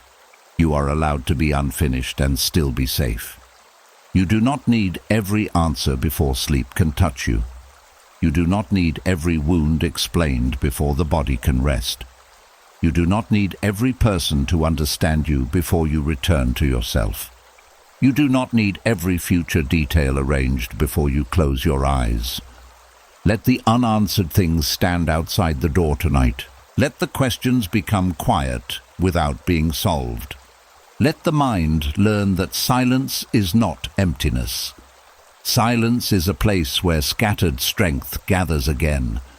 And as these 4 hours continue, let stillness do what thinking could not do. Let it soften the pressure. Let it lower the noise. Let it give your soul room to exist without being examined. Let it remind you that peace is not always hidden inside an answer. Sometimes peace begins the moment you stop demanding one. And when the mind stops demanding answers for every ache, another kind of silence becomes possible. In that silence, you begin to notice the things you have been carrying without even naming them. Not the obvious burdens, not the visible duties, not the problems people can easily point to, but the invisible ones. The hidden weights that follow you into every room, the quiet pressure to be fine, the need to stay useful, the guilt that appears when you rest, the old words you still hear, the people you keep trying to understand, the future you keep trying to protect, the version of yourself you keep trying to prove. These are invisible burdens. No one sees them on your shoulders, but your spirit feels them. No one hears them fall, because you have not learned how to put them down, and this is why so many people are tired in a way they cannot explain. Their life may not look unbearable from the outside. They may have food, work, people, routines, and reasons to be grateful. But inside there is a heaviness that does not match the surface. A heaviness that comes from carrying things that were never placed in the hands, but in the mind. And the mind, when it carries too much for too long, begins to treat invisible pressure like normal life. The Stoic practice of putting down invisible burdens begins with seeing them clearly. You cannot release what you keep calling just life. You cannot heal what you keep dismissing as nothing. You cannot rest from a weight you refuse to admit exists. Many people say, "I do not know why I am so tired." But if they listened closely, they would discover that they have been carrying entire worlds inside them. They carry the need to be liked. They carry the fear of disappointing people. They carry the habit of explaining themselves to those who are committed to misunderstanding them. They carry conversations that ended years ago. They carry apologies they never received. They carry shame for mistakes that already taught them their lesson. They carry expectations that do not belong to their true self. And because these burdens are invisible, they become easier to ignore. A visible burden forces you to respond. If your hands are full, you know you must set something down. If your back hurts from a heavy bag, you know the bag is there. But an invisible burden hides inside thought, emotion, memory, and identity. It becomes part of the way you move. You do not say, "I am carrying fear." You say, "This is just who I am."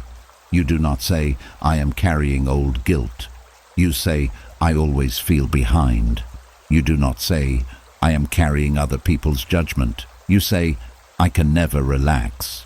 That is how burdens become personality, but they are not your personality. They are weights you have held for too long. The Stoics would ask you to divide them.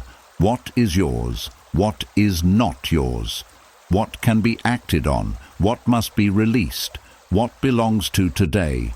What belongs to yesterday? What belongs to another person's choices? What belongs only to imagination? This division is not cold, it is freeing, because a confused mind carries everything. A wise mind sorts. Some burdens are yours to carry for a season. Your actions, your responsibilities, your character, your effort, your honesty, your discipline, your next right step. These belong to you. But many of the things draining you do not belong in your hands. Other people's opinions do not belong to you. Their reactions do not belong to you. Their healing does not belong to you. Their refusal to understand does not belong to you. The past does not belong to your control. The future does not belong to your command. And yet, how often the tired mind tries to hold all of it. It holds someone's mood and calls it love. It holds everyone's expectations and calls it responsibility. It holds old pain and calls it wisdom. It holds fear of the future and calls it preparation. It holds self-punishment and calls it accountability. But names can deceive. Just because you call something noble does not mean it is healthy. Just because a burden looks like care does not mean it belongs to you. Sometimes what you call loyalty is fear. Sometimes what you call duty is guilt. Sometimes what you call strength is the inability to ask for rest. Sometimes what you call being mature is simply being tired in silence. Stoic sleep teaches the mind to put these burdens down without needing permission. Not forever, if they require action tomorrow, but for tonight. This matters because many people believe they must solve a burden before they can set it down. They think, "I cannot rest until this is fixed." But some burdens are not fixed by more holding. They are fixed by clear action after recovery, and some are not fixed at all. They are released because they were never meant to be carried. You do not need to solve another person's opinion before you stop being ruled by it. You do not need to rewrite the past before you stop sleeping inside it. You do not need to control the future before you stop letting it steal your breath. Putting something down is not the same as pretending it does not exist. It is saying, "You may exist, but you will not sit on my chest tonight." It is saying, "You may matter, but you are not allowed to consume the whole of me." It is saying, "I will return to what is mine when I am able, but I will not destroy myself holding what I cannot change." There is deep discipline in that, because the mind becomes attached to familiar burdens. Even painful weights can feel safe when you have carried them long enough. Guilt can feel like proof that you care. Anxiety can feel like proof that you are prepared.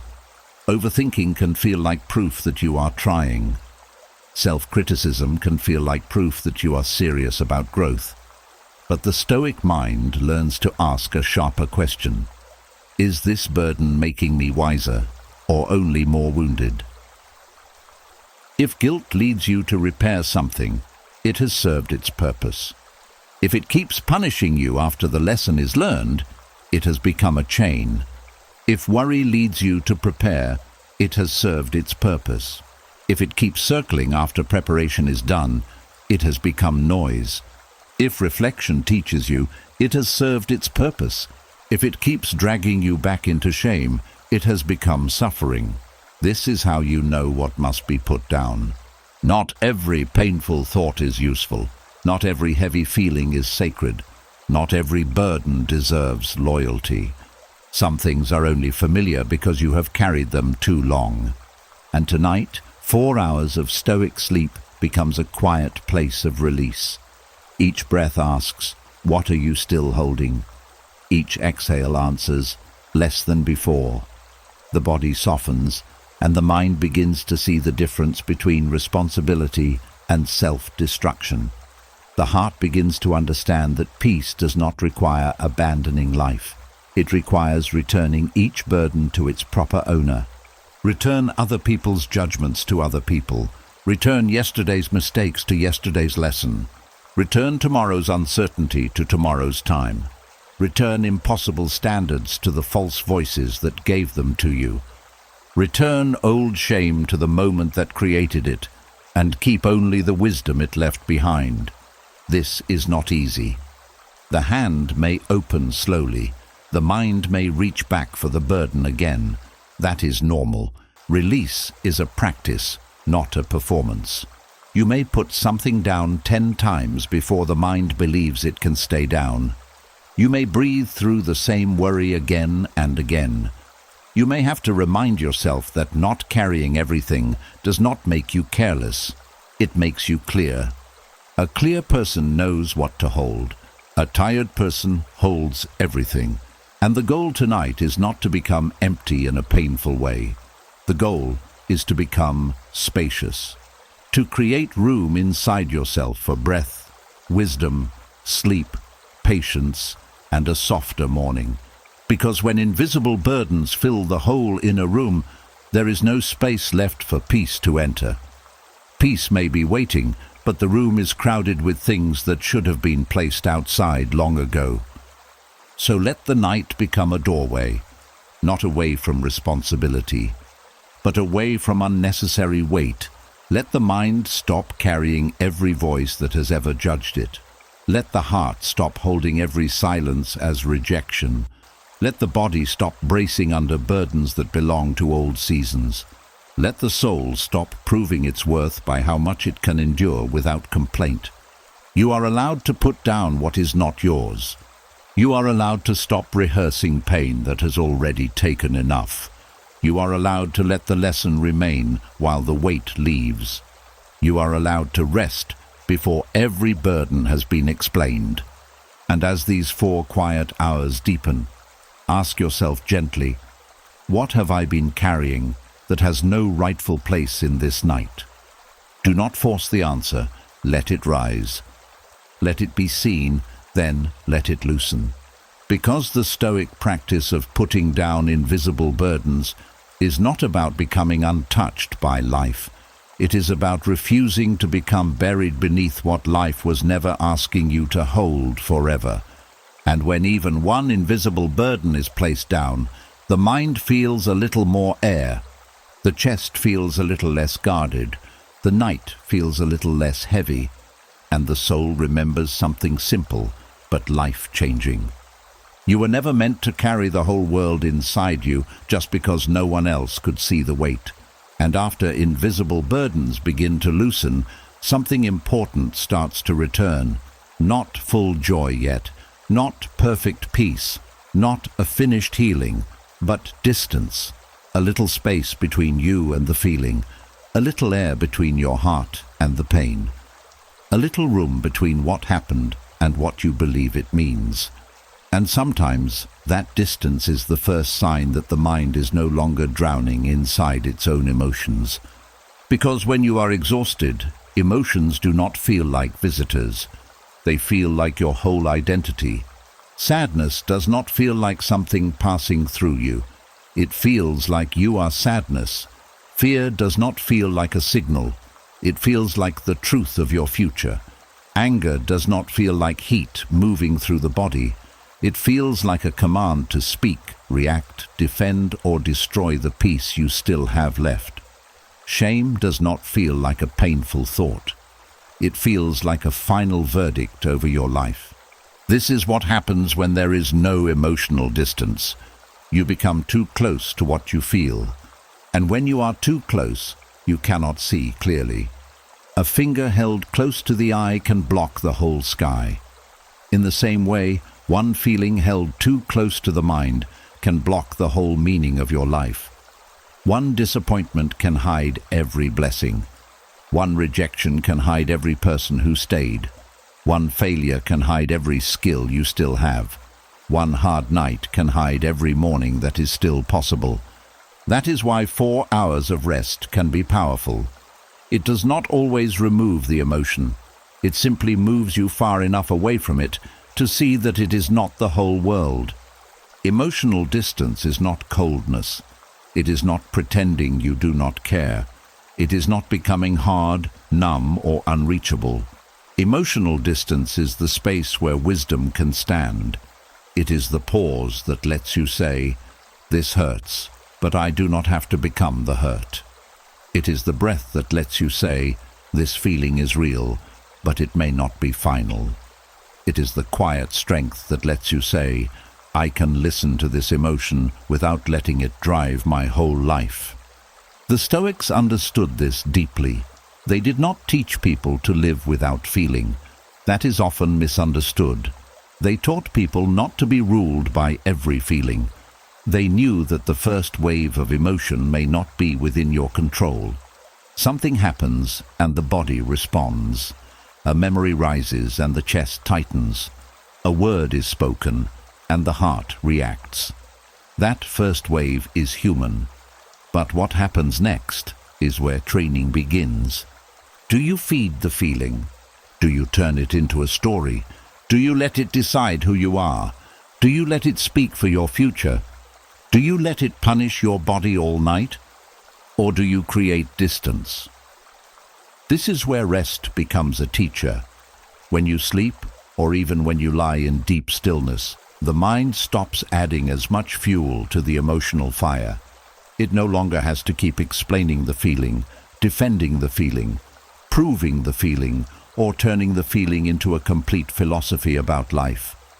The body begins to step out of alarm. The breath begins to steady. The nervous system begins to lower its voice. And once the body becomes calmer, the emotion often becomes less convincing. Not meaningless, just less controlling. That difference matters. Many people make permanent choices while standing too close to temporary emotions. They send the message because anger feels unbearable. They withdraw completely because sadness feels endless. They give up because disappointment feels like destiny. They beg because fear feels like loss already happening. They judge themselves because shame feels like truth. But later, after rest, they see the same situation differently. Not because the facts changed, but because the distance returned. A rested mind can hold pain without worshipping it. A rested mind can notice fear without kneeling before it. A rested mind can feel anger without handing it a weapon. A rested mind can carry sadness without making it the name of the whole life. This is why you must be careful with what you believe when you are tired. Exhaustion removes distance. It pulls every feeling close to your face and says, "This is all there is." It makes one moment feel like forever.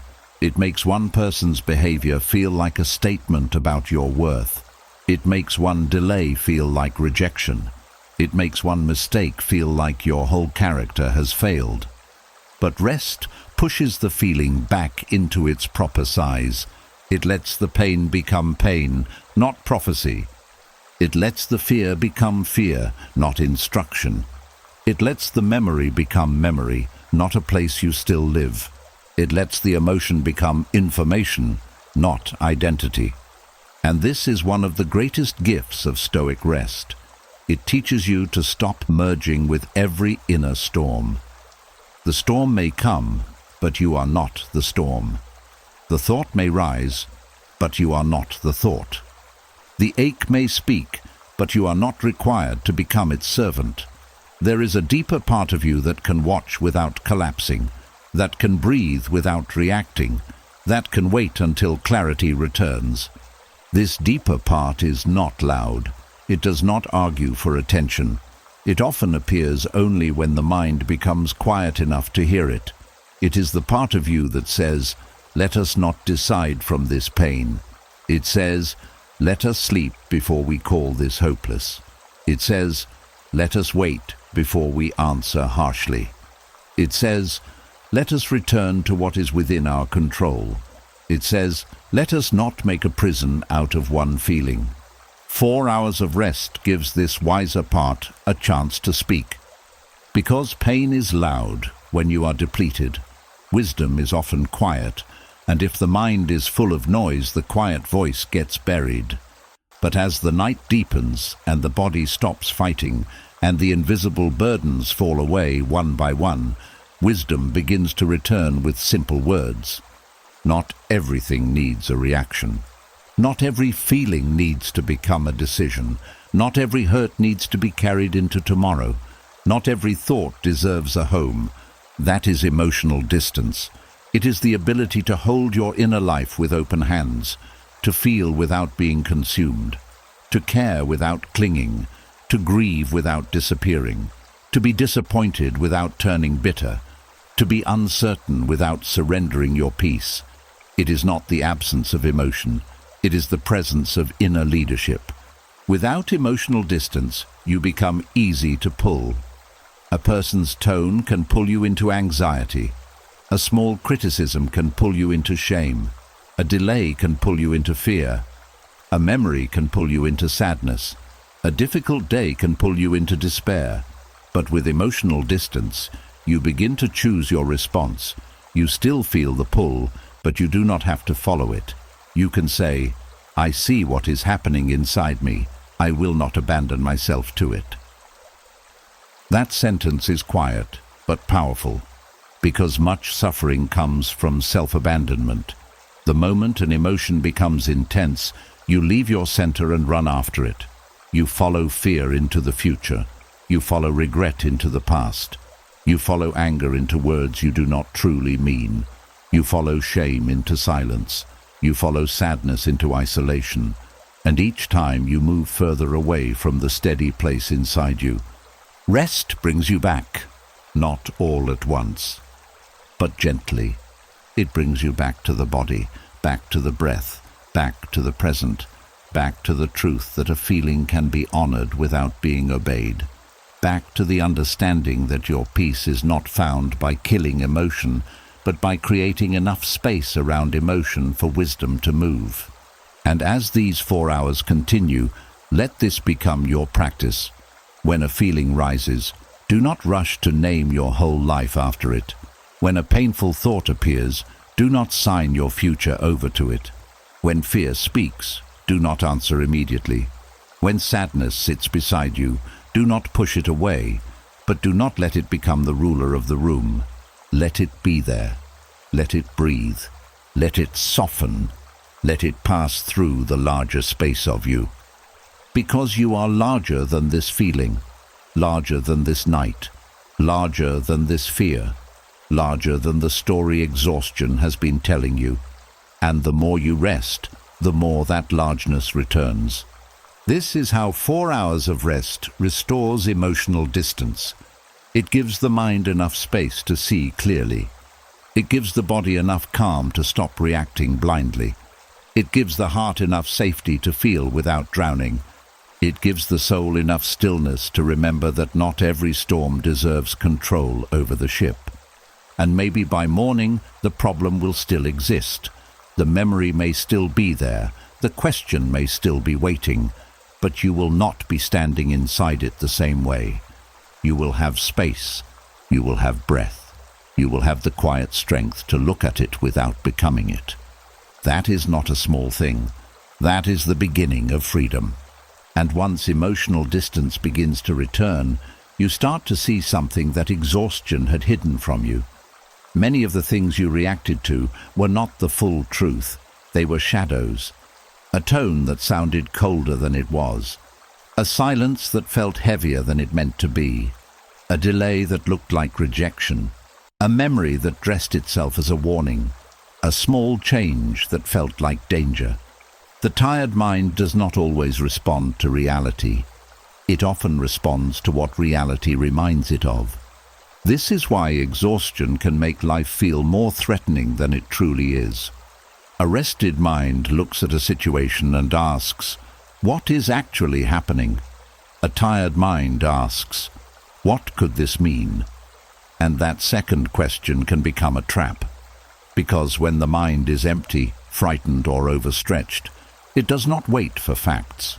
It fills the empty spaces with fear. It takes one small sign and builds an entire story around it. It sees a shadow on the wall and begins preparing for a monster. But the shadow is not always the truth. Sometimes it is only the shape fear makes when the light is low. This happens quietly in everyday life. Someone speaks briefly, and the tired mind says, "They are angry with me." Someone does not reply quickly, and the tired mind says, "I have been forgotten." A plan changes, and the tired mind says, "Nothing ever works out for me." A small mistake happens, and the tired mind says, "This proves I am failing." The event itself may be small, but exhaustion gives it a larger meaning. And once the meaning becomes painful, the body reacts as if the story is real. That is how shadows become battles. The Stoics would ask you to separate what happened from what you added to it. This is one of the most important practices for a tired mind. What happened? A person was quiet. What did you add? They no longer care. What happened? You made a mistake. What did you add? You are not good enough. What happened? Tomorrow is uncertain. What did you add? Something bad will surely happen. What happened? You feel heavy tonight. What did you add? You will always feel this way. Do you see how the suffering grows? Reality may bring one pain, but the mind can add 10 more. And when you are tired, the added pain feels just as real as the original one. This is why tired people often react strongly to things that others may not understand. They are not only reacting to the moment, they are reacting to the meaning their exhausted mind has placed on the moment. They are reacting to old fear, old disappointment, old shame, old rejection, old pressure, and old memories that rise behind the present like hidden figures. What looks like a small thing from the outside may touch a deep place inside. But even then, the Stoic practice is not to shame yourself for reacting. It is to wake up inside the reaction, to pause and ask, "Am I seeing what is here, or am I seeing what I fear?" That question can return you to reality, because shadows need speed. They grow when the mind rushes. They grow when you answer too quickly, assume too quickly, accuse too quickly, withdraw too quickly, or believe the first painful story that appears. But when you slow down, the shadow begins to lose its shape. The mind has time to notice details it missed. The body has time to settle. The heart has time to stop treating every feeling as evidence. A tired mind is often a mind without patience. It wants certainty immediately. It wants safety immediately. It wants reassurance immediately. And if life does not provide those things, the mind creates its own explanation. Not always a fair explanation. Not always a true explanation. Just one that gives the pain a name. But a name is not always truth. Sometimes it is only fear trying to organize confusion. This is why 4 hours of Stoic sleep matters. Sleep weakens the habit of reacting to shadows by giving the mind enough strength to look again. After rest, the same situation may not look the same. The message may simply be late, not cruel. The silence may simply be tiredness, not rejection. The mistake may simply be human, not a sign of failure. The uncertain future may simply be unopened, not dangerous. The feeling may still be there, but it no longer owns the whole room. Rest gives reality a chance to speak louder than fear. and reality is usually quieter than fear. Fear shouts, reality waits. Fear rushes, reality remains. Fear says, "You already know what this means." Reality says, "Look again." The Stoic mind learns to respect that slower voice. It does not deny pain. It does not pretend nothing matters. It simply refuses to make life harder by worshipping every shadow. It says, "I will not punish myself with a story before I have met the facts." It says, "I will not let an old wound explain a new moment without evidence." It says, "I will not turn uncertainty into an enemy just because I am tired." This is not easy, because shadows often feel familiar. If you have been hurt before, the mind becomes quick to recognize anything that looks similar. It tries to protect you by warning you early. And sometimes that protection is useful. But if the mind becomes too sensitive, it begins warning you about everything. It rings the alarm at kindness. It rings the alarm at distance. It rings the alarm at change. It rings the alarm at silence. It rings the alarm at peace itself, because peace feels unfamiliar. Then life becomes exhausting, not because everything is dangerous, but because your system treats everything as if it might be. This is where wisdom must return. Not every discomfort is a threat. Not every unknown is danger. Not every silence is rejection. Not every delay is loss. Not every mistake is collapse. Not every feeling is truth. The mind running on empty forgets these things. It sees through the fog of depletion. It tries to protect you, but it does so with poor vision. It reaches conclusions from fragments. It reads meanings into small movements. It expects pain and then sees signs of pain everywhere.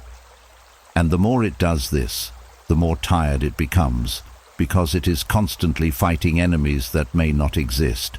That is the tragedy of reacting to shadows. You spend real energy on unreal battles. You lose real peace over imagined meanings.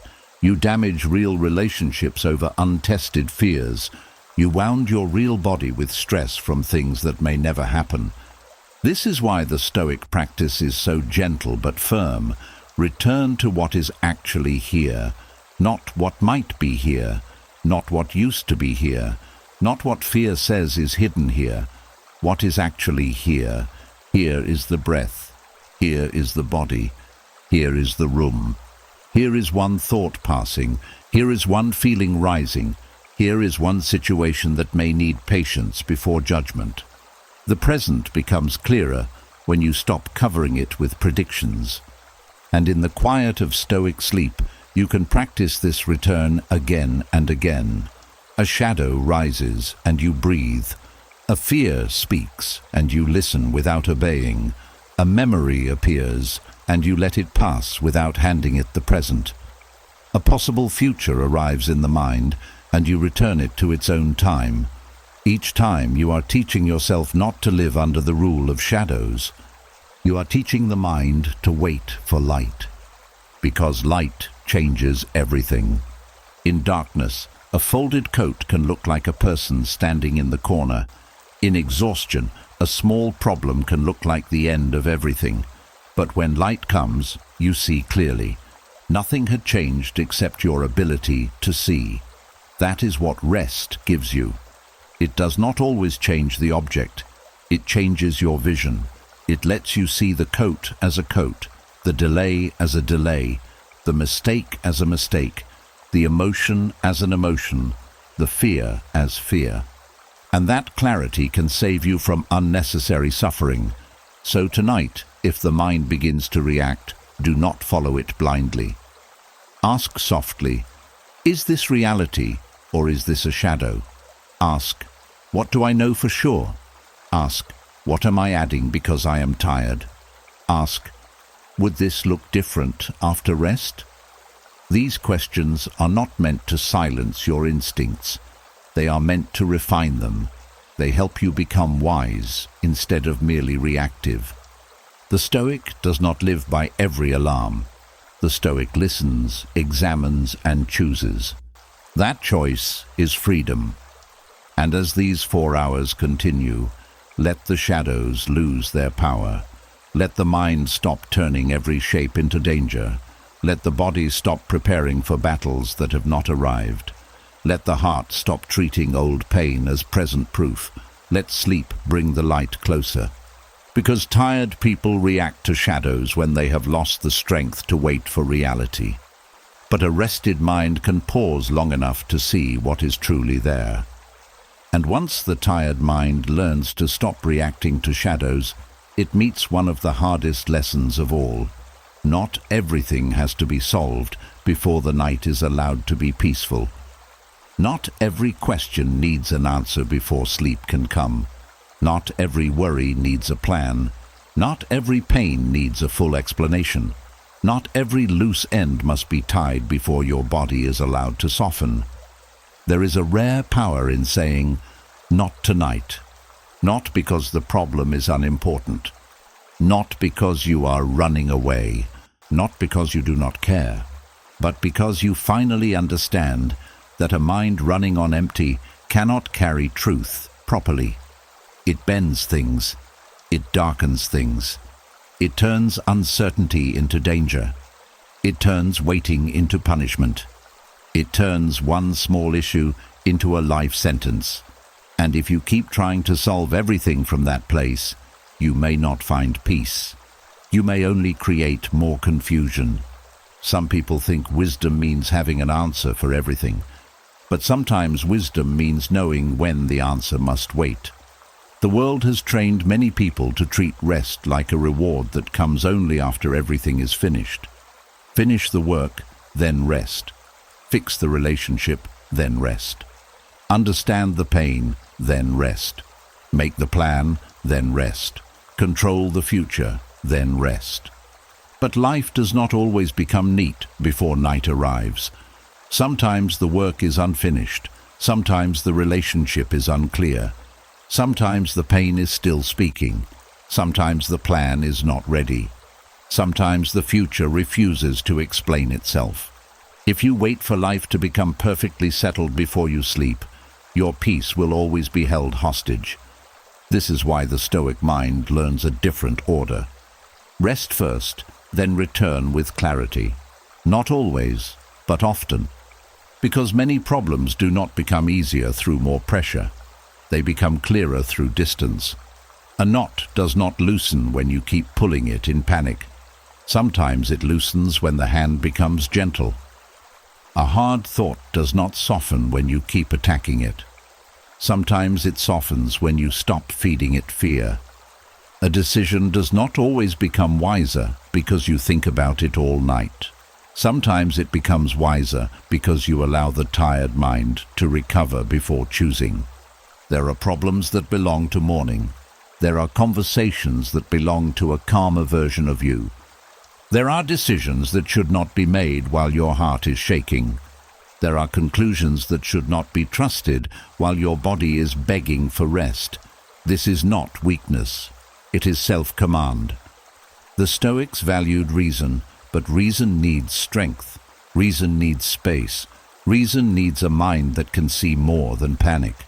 When the mind is depleted, it does not reason well. It reacts. It rushes. It predicts.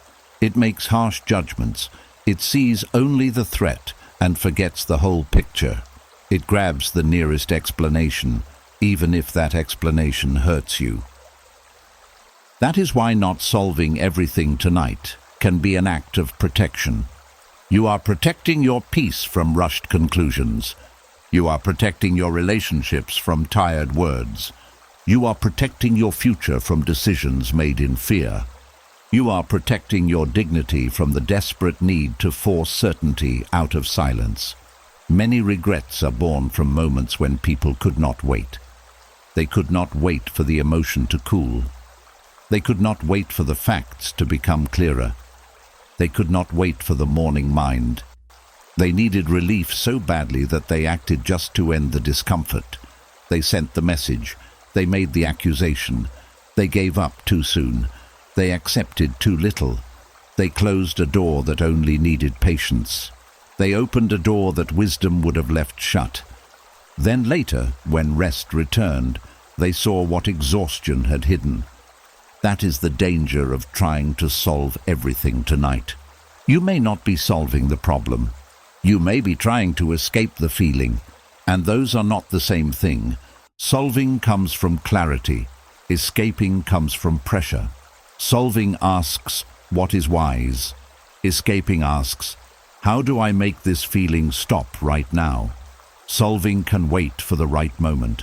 Escaping wants action immediately. Solving respects your future. Escaping only wants relief from the present ache. The Stoic path teaches you to notice the difference. When a problem rises at night, you can ask, is there a real action I can take right now?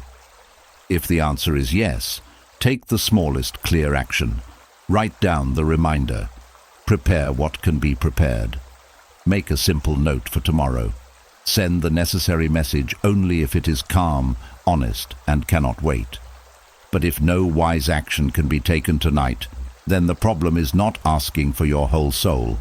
It is only asking to be placed down until you have the strength to meet it well. This is a discipline, to write the worry down and not follow it, to admit the fear and not obey it, to feel the ache and not turn it into a final truth, to know something matters and still say, I will return to this when I am rested. That sentence can save your mind. Because the mind running on empty often confuses delay with failure. It thinks if you are not solving something now, you are neglecting it. But there is a kind of delay that is not neglect. It is wisdom. It is allowing time to do what force cannot do. It is allowing emotion to settle. It is allowing facts to appear. It is allowing the body to recover enough to hold the problem without being swallowed by it. Not every delay is avoidance. Some delays are respect for timing. A farmer does not dig up the seed every night to check if it is growing.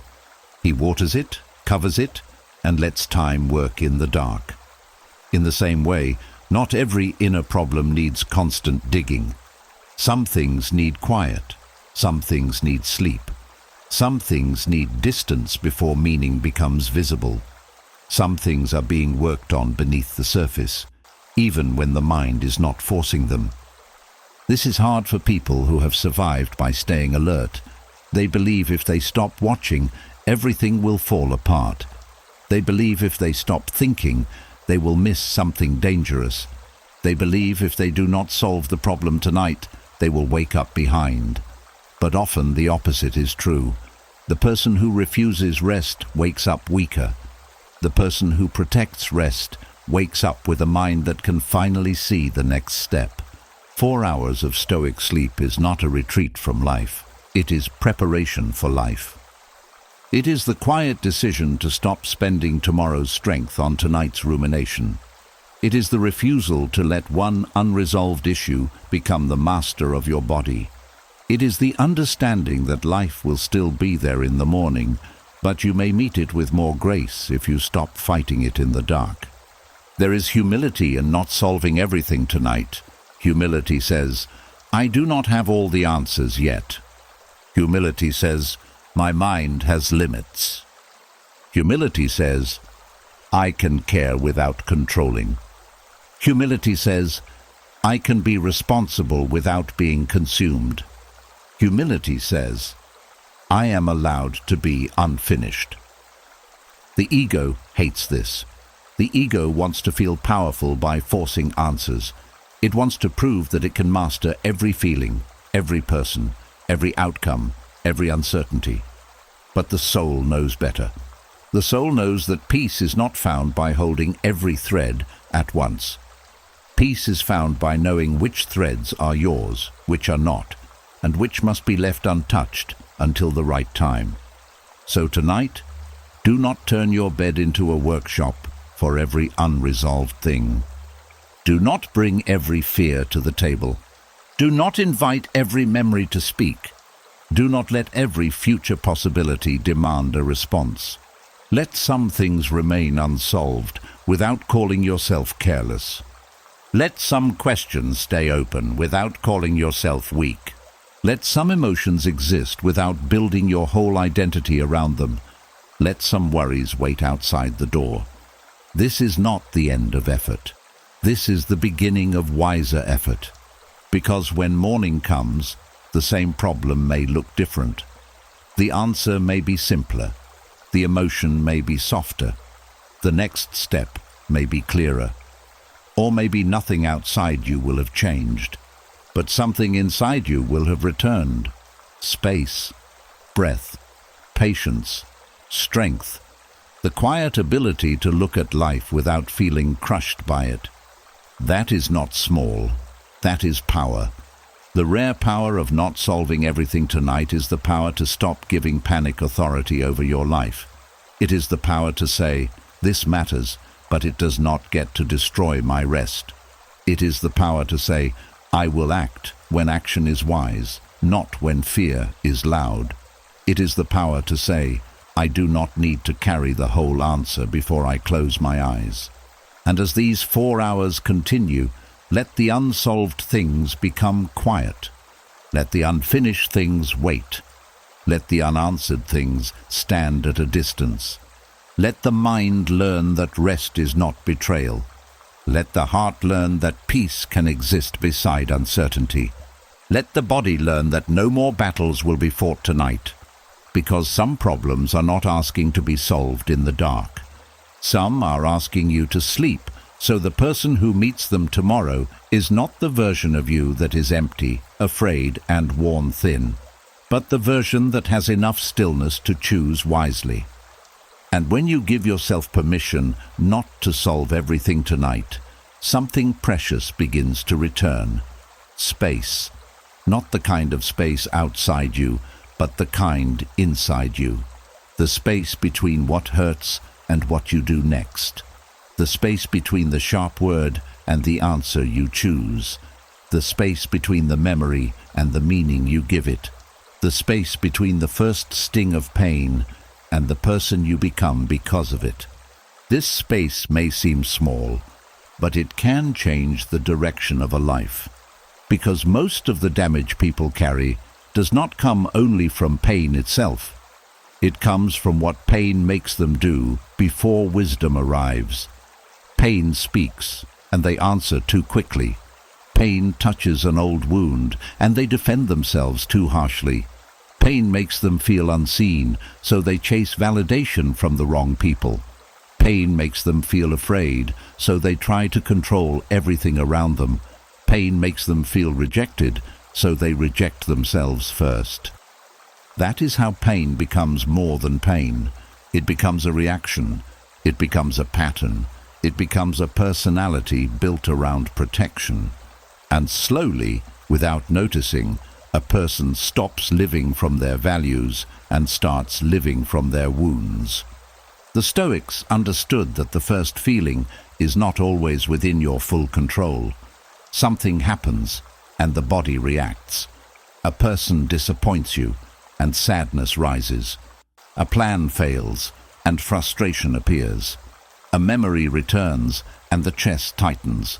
A fear wakes up, and the mind begins to race. This first wave is human. It does not make you weak. It does not make you foolish. It does not mean you have failed at peace. The deeper question is, what happens after the first wave? Do you follow it blindly? Do you let it choose your words? Do you let it rewrite your identity? Do you let it drag old pain into a new moment? Do you let it decide that the future is unsafe? Or do you pause? That pause is where Stoic sleep begins to rebuild you. A tired mind has very little space. Everything feels close. Everything feels urgent. Pain arrives, and response follows almost immediately. There is no room to examine, no room to breathe, no room to ask, what is actually happening here? The mind reacts like a hand touching fire. It pulls away before thinking. And sometimes that quick response protects you. But other times, it hurts what you love. It damages your peace. It gives power to a feeling that only needed to be felt, not obeyed. This is why exhaustion can make a good person act unlike themselves. A tired person may speak sharply when they are really overwhelmed. They may withdraw when they are really afraid. They may over-explain when they are really seeking safety. They may agree when they need a boundary. They may become silent when their heart is full. They may make a final decision from a temporary storm. And afterward, they feel shame, not because they are bad, but because the space between pain and response had become too thin. 4 hours of Stoic sleep thickens that space again. Not through force, not through lectures, not by pretending pain does not matter, but by calming the inner system enough for choice to return. When the body rests, the mind stops treating every feeling like an emergency. When the breath slows, the heart stops rushing toward defense. When the nervous system softens, the soul remembers that it does not have to answer life from alarm. And in that softer state, pain can appear without immediately becoming action. That is freedom. To feel hurt and not become cruel. To feel afraid and not become controlling. To feel sad and not disappear from life. To feel misunderstood and not beg to be seen by those who refuse to look. To feel disappointed and not decide that nothing good remains. This is not emotional numbness. It is emotional leadership. It is the ability to remain present with pain without handing it the steering wheel. The Stoic does not say, "I feel nothing." The Stoic says, "I feel this, but I will not let it rule my character." That difference is everything, because your character is built in the space between pain and response. Not when life is easy, not when everyone understands you, not when plans work perfectly. Character is built in the heated moment when something inside you wants to react, but another part of you says, "Wait, let us choose with dignity." Dignity often needs a pause. Peace often needs a pause. Wisdom almost always needs a pause, and sleep gives that pause back to you. A restless night steals it. The mind becomes short-tempered with reality. It has no patience for uncertainty, no softness for mistakes, no room for other people's humanity, no compassion for its own limits. Everything becomes personal. Everything becomes proof. Everything becomes a reason to defend, accuse, chase, hide, or give up.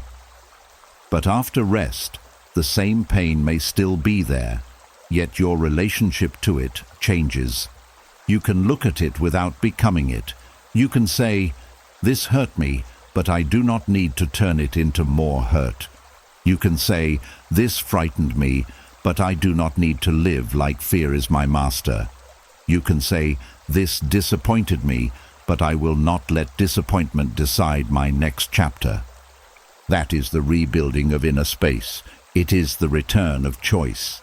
The Stoics believed that no one can fully control what arrives at the door of life, but you can train how you receive it. You may not choose every insult, delay, rejection, mistake, loss, or sudden change, but you can learn not to let each one enter your inner home and rearrange all the furniture. You can learn to meet pain at the door and ask, "What are you here to teach?" instead of immediately letting it burn the whole house down. This is a rare practice because pain wants speed. Pain wants to be answered now. Anger wants words now. Fear wants control now. Shame wants hiding now. Sadness wants withdrawal now. But the wise mind learns to slow the chain. Pain can knock. The body can feel it. The heart can ache. But response does not have to rush behind it like a servant. You can breathe first. You can wait first. You can soften the jaw first. You can place a hand on the chest first. You can remind yourself, this is a moment, not my whole life. That single reminder creates space, and in that space, you may discover that the response you first wanted was not the response you truly needed. The sharp reply may become silence. The desperate message may become a prayer. The urge to run may become a boundary. The need to prove yourself may become quiet self-respect. The fear of losing control may become trust in your ability to meet life one breath at a time. This is how Stoic sleep changes the mind. It does not remove every wound. It changes who is in charge when the wound is touched. Before rest, pain may be in charge. After rest, awareness begins to return. Before rest, fear may write the story. After rest, wisdom can hold the pen. Before rest, the body may brace against everything. After rest, the body can pause long enough for the present to become clear, and the present is where response becomes possible. Not reaction. Response. A reaction is quick, automatic, often old. It comes from memory, fear, habit, and defense. A response is chosen. It comes from values. It comes from the person you are becoming, not only the pain you have survived. A reaction says, I must protect myself immediately. A response says, let me protect my peace wisely. A reaction serves the wound. A response serves the soul. And tonight, that is what these 4 hours are training inside you. The ability to let pain rise without letting it command. The ability to let feelings speak without letting them rule. The ability to let life touch you without losing yourself every time it does. This is not easy work. It is quiet work. The kind no one applauds because no one sees it. No one sees the message you did not send, the harsh words you swallowed and transformed, the fear you felt but did not obey, the old pattern you almost repeated but paused before entering again, the pain you carried with dignity instead of spreading it to someone else. But that unseen work is powerful. It is how a person becomes free from repeating themselves. It is how a tired mind becomes a trained mind. It is how a wounded heart becomes wise without becoming hard. So as these 4 hours deepen, let sleep rebuild the sacred space inside you. Let the body learn that pain does not require panic. Let the mind learn that discomfort does not require immediate action. Let the heart learn that it can feel deeply and still choose gently. Let the soul learn that between what happens and what you do next, there is a quiet room where your freedom lives. Enter that room tonight.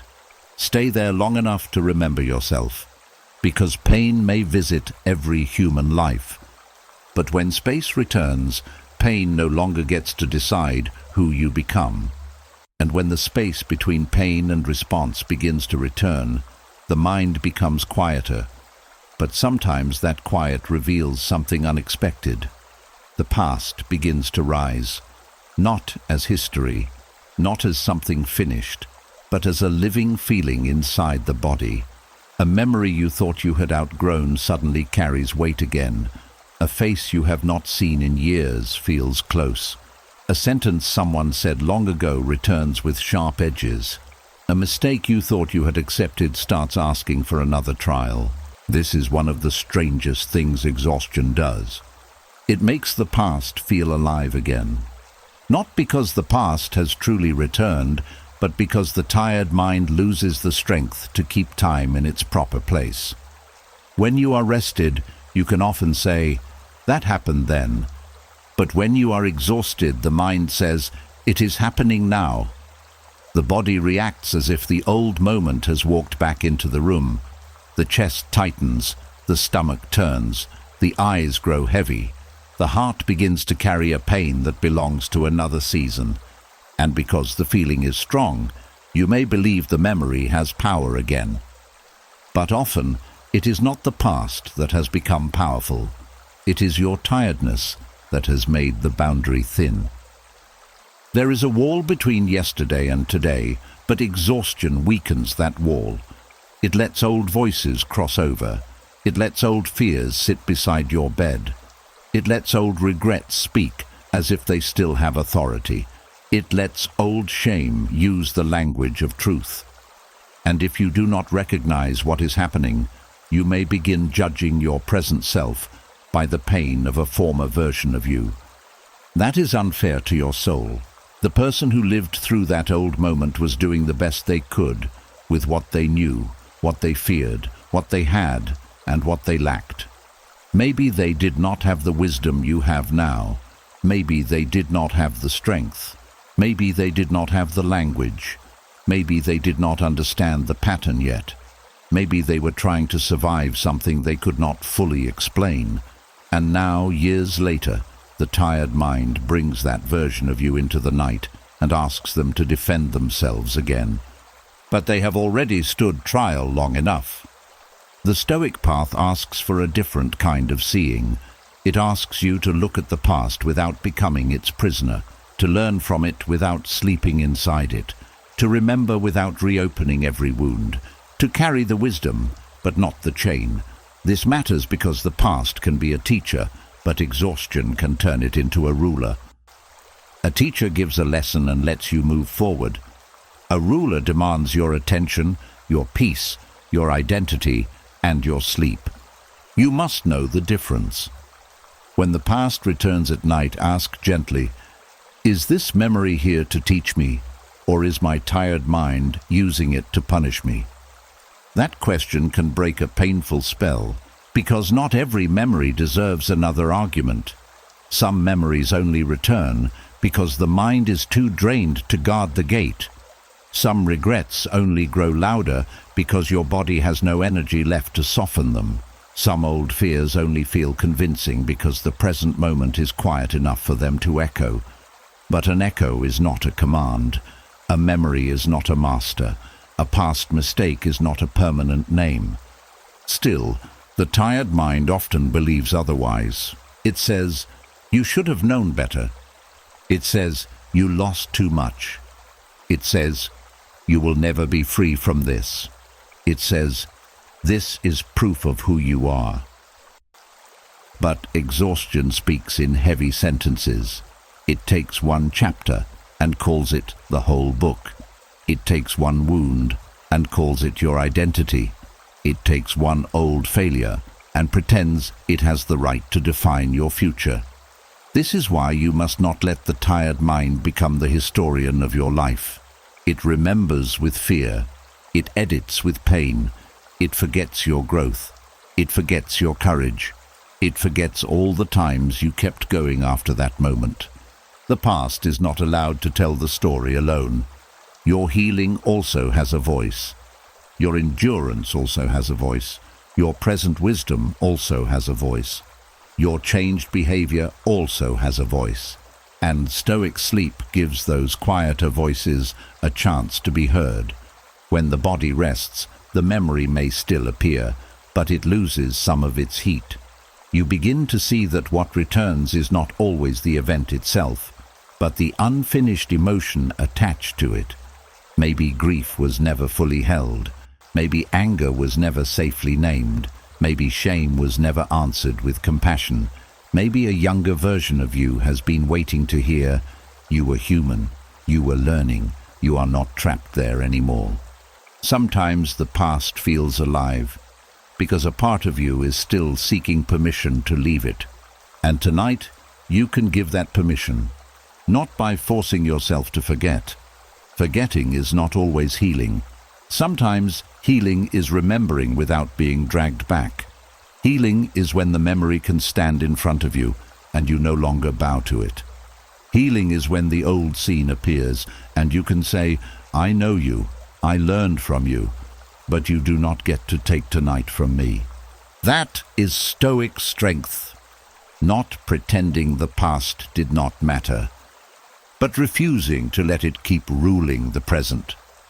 The Stoics often reminded themselves that life is happening now, not in the old insult, not in the missed chance, not in the relationship that ended, not in the mistake that embarrassed you, not in the door that closed.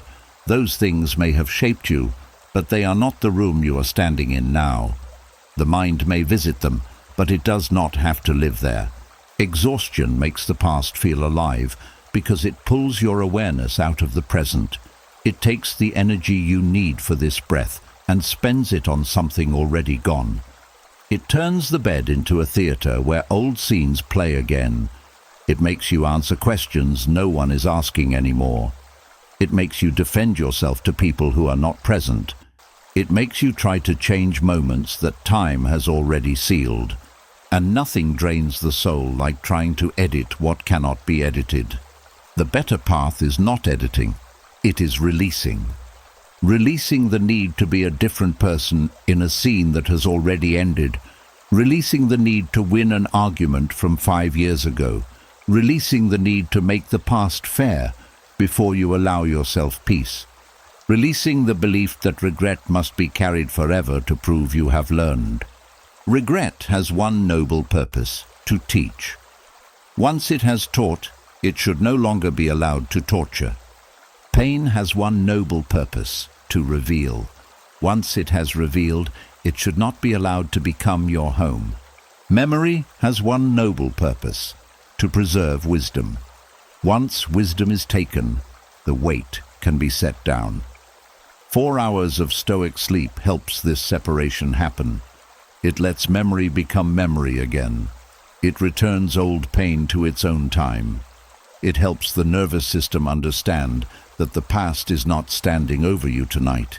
It teaches the mind to say, this is a remembrance, not a reality. And that sentence can bring peace back into the room. This is not always instant. Some memories are deep. Some regrets have roots. Some losses change the shape of your inner world. But even then, the practice remains gentle. You do not have to fight the past. Fighting it keeps it active. You do not have to invite it closer. Feeding it keeps it loud. You simply recognize it, breathe, and return to the present. Again and again. Back to the room. Back to the breath. Back to the body. Back to the truth that this moment is not that moment.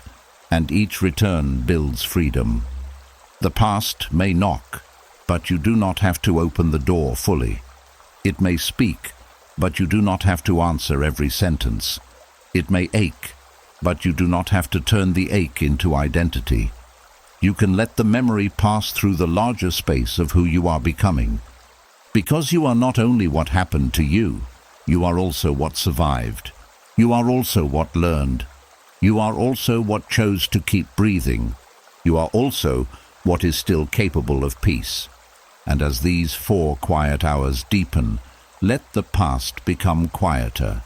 Let the old scenes lose their color. Let the old voices lose their authority. Let the tired mind stop giving life to what time has already carried away. Let the body learn that it is not back there. It is here, in this room, in this night, in this breath. The past may visit because exhaustion opened the door, but rest can close it gently, and when it closes, you do not lose the lesson. You only lose the weight. That is how the mind begins to heal, not by pretending yesterday never happened, but by finally allowing today to belong to itself. And when the past is finally returned to its own time, another quiet battle comes into view. The battle of arguing with what happened, not out loud, not in front of anyone, but inside the mind, in the hidden court where you keep presenting the same case again and again. You replay the moment, you change your words, you change their words. You imagine a better ending. You ask why. You ask how. You ask what life would have looked like if one thing had gone differently. And still, what happened remains what happened. This is one of the hardest truths for a tired mind to accept.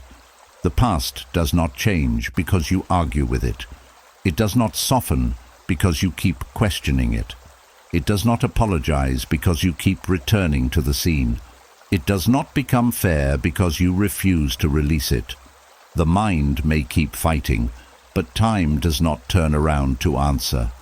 And that is painful, because many people are not only hurt by what happened, they are hurt by the endless argument with what happened. The event may have lasted 1 hour, 1 day, 1 season, or 1 relationship, but the argument continues for years. It follows them into sleep. It follows them into new rooms. It follows them into new chances. It follows them into quiet moments where peace tries to enter, but the mind says, "Not yet. We still need to understand why this was allowed to happen." But sometimes healing does not begin with understanding. Sometimes healing begins with no longer wrestling with the wall. The Stoics knew that much suffering comes from fighting reality after reality has already arrived. Rain falls, and the mind curses the sky. A person leaves, and the mind keeps negotiating with their absence. A mistake is made, and the mind keeps demanding a version of you that did not exist then. A loss happens, and the mind keeps insisting that life should have chosen differently. But the world does not become lighter because we argue with the parts we cannot edit. The argument only keeps the wound active. To refuse to argue with what happened is not to say it was right. It is not to say it did not hurt. It is not to say you deserved it. It is not to say you must forget it. It is simply to say, I will not keep giving my life to a door that has already closed. That sentence carries deep power, because when you stop arguing with what happened, you stop feeding the illusion that there is still a hidden way to undo it. You stop spending today's breath trying to repair yesterday's air. You stop making your peace depend on time becoming fair. And slowly, the mind begins to turn away from the impossible and return to what is still alive. This is where quiet healing begins. Not dramatic healing. Not the kind where everything suddenly feels beautiful. Quiet healing is smaller. It is the first night you do not replay the scene until your chest hurts. It is the first breath where you say, "This happened, and I am still here." It is the first moment you stop trying to make the past explain itself before you allow your body to rest. It is the first time you choose not to reopen the wound just to check whether it still hurts. The mind running on empty often believes that if it stops arguing, it has lost. But acceptance is not losing. Acceptance is no longer giving your strength to a fight that cannot give you freedom. There is no victory in defeating a memory. There is only release. There is no peace in winning an argument with yesterday. There is only exhaustion. There is no wisdom in forcing the past to answer questions it may never answer. There is only the slow fading of the present. And the present needs you. Your body needs you here. Your breath needs you here. Your future healing needs you here. The people who still love you need a version of you that is not always standing in an old room, speaking to old pain. This does not mean the past should never be remembered. Memory has its place. Reflection has its place. Grief has its place. Honest pain has its place. But argument is different. Reflection asks, what can I learn? Argument asks, how can I make this not have happened? Reflection gathers wisdom and leaves the room. Argument locks the door and keeps you inside. Reflection respects the present. Argument sacrifices the present to a moment that cannot return. The Stoic practice is to notice when reflection has turned into argument. You can ask, is this thought teaching me or trapping me? You can ask, am I learning or am I reopening? You can ask, is there action here or only pain repeating itself? These questions are simple, but they can save a tired mind from wasting its last strength on a fight that has no finish line. Because some inner arguments feel useful only because they are familiar. You know the path. You know the words. You know the ache. You know the anger. You know the regret. So the mind walks there again and again, not because it finds freedom there, but because the familiar pain feels more certain than the unknown peace. And peace can feel strange when you have lived too long with inner conflict. Sometimes people keep arguing with what happened because they are afraid of who they will be without the argument. If they stop being angry, what remains? If they stop blaming themselves, what remains? If they stop trying to understand someone who hurt them, what remains? If they stop replaying the old story, what fills the silence? At first, the answer may feel empty, but then, slowly, something gentler begins to rise. Space, breath, dignity, a small feeling of return, the sense that maybe life is not asking you to carry the argument forever. Maybe life is asking you to take the wisdom and leave the battlefield. That is what Stoic sleep offers tonight.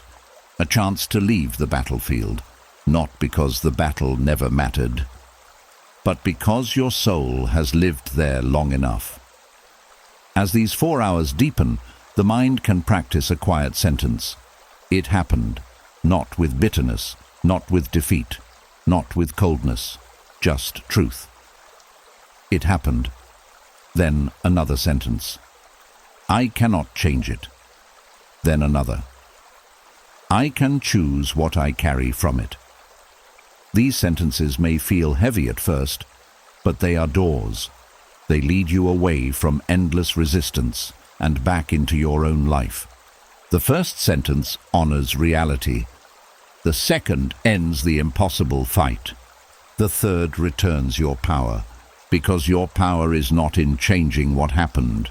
Your power is in deciding whether what happened keeps choosing your thoughts, your sleep, your relationships, your self-worth, and your future. Your power is in deciding that pain can teach you without owning you. Your power is in deciding that the past can be part of your story without being the author of every page. This is not easy work. It is not done in one breath. Some events take time to release. Some losses must be grieved slowly. Some wounds need tenderness, support, and many quiet returns to the present. But even then, the direction matters. Every time you refuse to argue with what cannot be changed, you take one step back toward freedom. Every time you stop demanding a different past, you create room for a different future. Every time you let the old scene end, the night becomes less crowded. And maybe that is the mercy you need tonight. A less crowded night. A mind with fewer voices. A heart not forced to defend itself against a moment that is no longer happening. A body not asked to keep reacting to something time has already carried away. Let the argument lose its audience. Let the old questions soften. Let the need for perfect explanation loosen its grip. Let the mind understand that some peace does not come from getting the answer. Some peace comes from no longer asking the wound to explain itself before you allow yourself to heal. What happened may remain part of you, but it does not have to keep happening inside you. That is the quiet healing, not erasing, not pretending, not excusing, but ending the inner repetition. And as sleep draws you deeper, let this truth rest beside you. The past cannot be changed by suffering more over it tonight. But your relationship with the past can change. Your grip can change. Your breathing can change. Your response can change. Your future can change. So let what happened be what happened. Let the lesson stay. Let the weight leave. Let the night close the argument your soul is too tired to keep having. Because peace does not always arrive when life finally makes sense. Sometimes peace begins when you stop demanding that yesterday become different before you allow yourself to rest today. So tonight, remember this. A mind running on empty does not need another battle. It does not need another argument with the past, another fear about tomorrow, another desperate search for answers, or another night spent trying to control what was never in its hands. It needs stillness. It needs permission to stop. It needs the courage to let the day end completely. 4 hours of Stoic sleep is not just sleep. It is a quiet return to yourself. It teaches the tired mind that not every thought is truth, not every fear is a warning, not every emotion needs a reaction, and not every problem must be solved before morning. It reminds you that exhaustion can make small things feel permanent, shadows feel real, and old pain feel alive again. But rest creates space. space between pain and response, space between fear and belief, space between what happened and who you are still becoming. The Stoics knew that peace does not come from controlling life. It comes from returning to what is yours, your breath, your judgment, your attention, your next honest step. So tonight, put down the invisible burdens. Return tomorrow to tomorrow. Let the past stay where it belongs. Let the body soften. Let the mind stop performing strength. You do not have to carry the whole world into sleep. If this message found you at the right time, write "I choose stillness" in the comments. Let it be your quiet promise to stop fighting everything tonight. And if you want more calm, Stoic reflections like this, subscribe to the channel and turn on notifications so the next message can meet you when your mind needs peace again.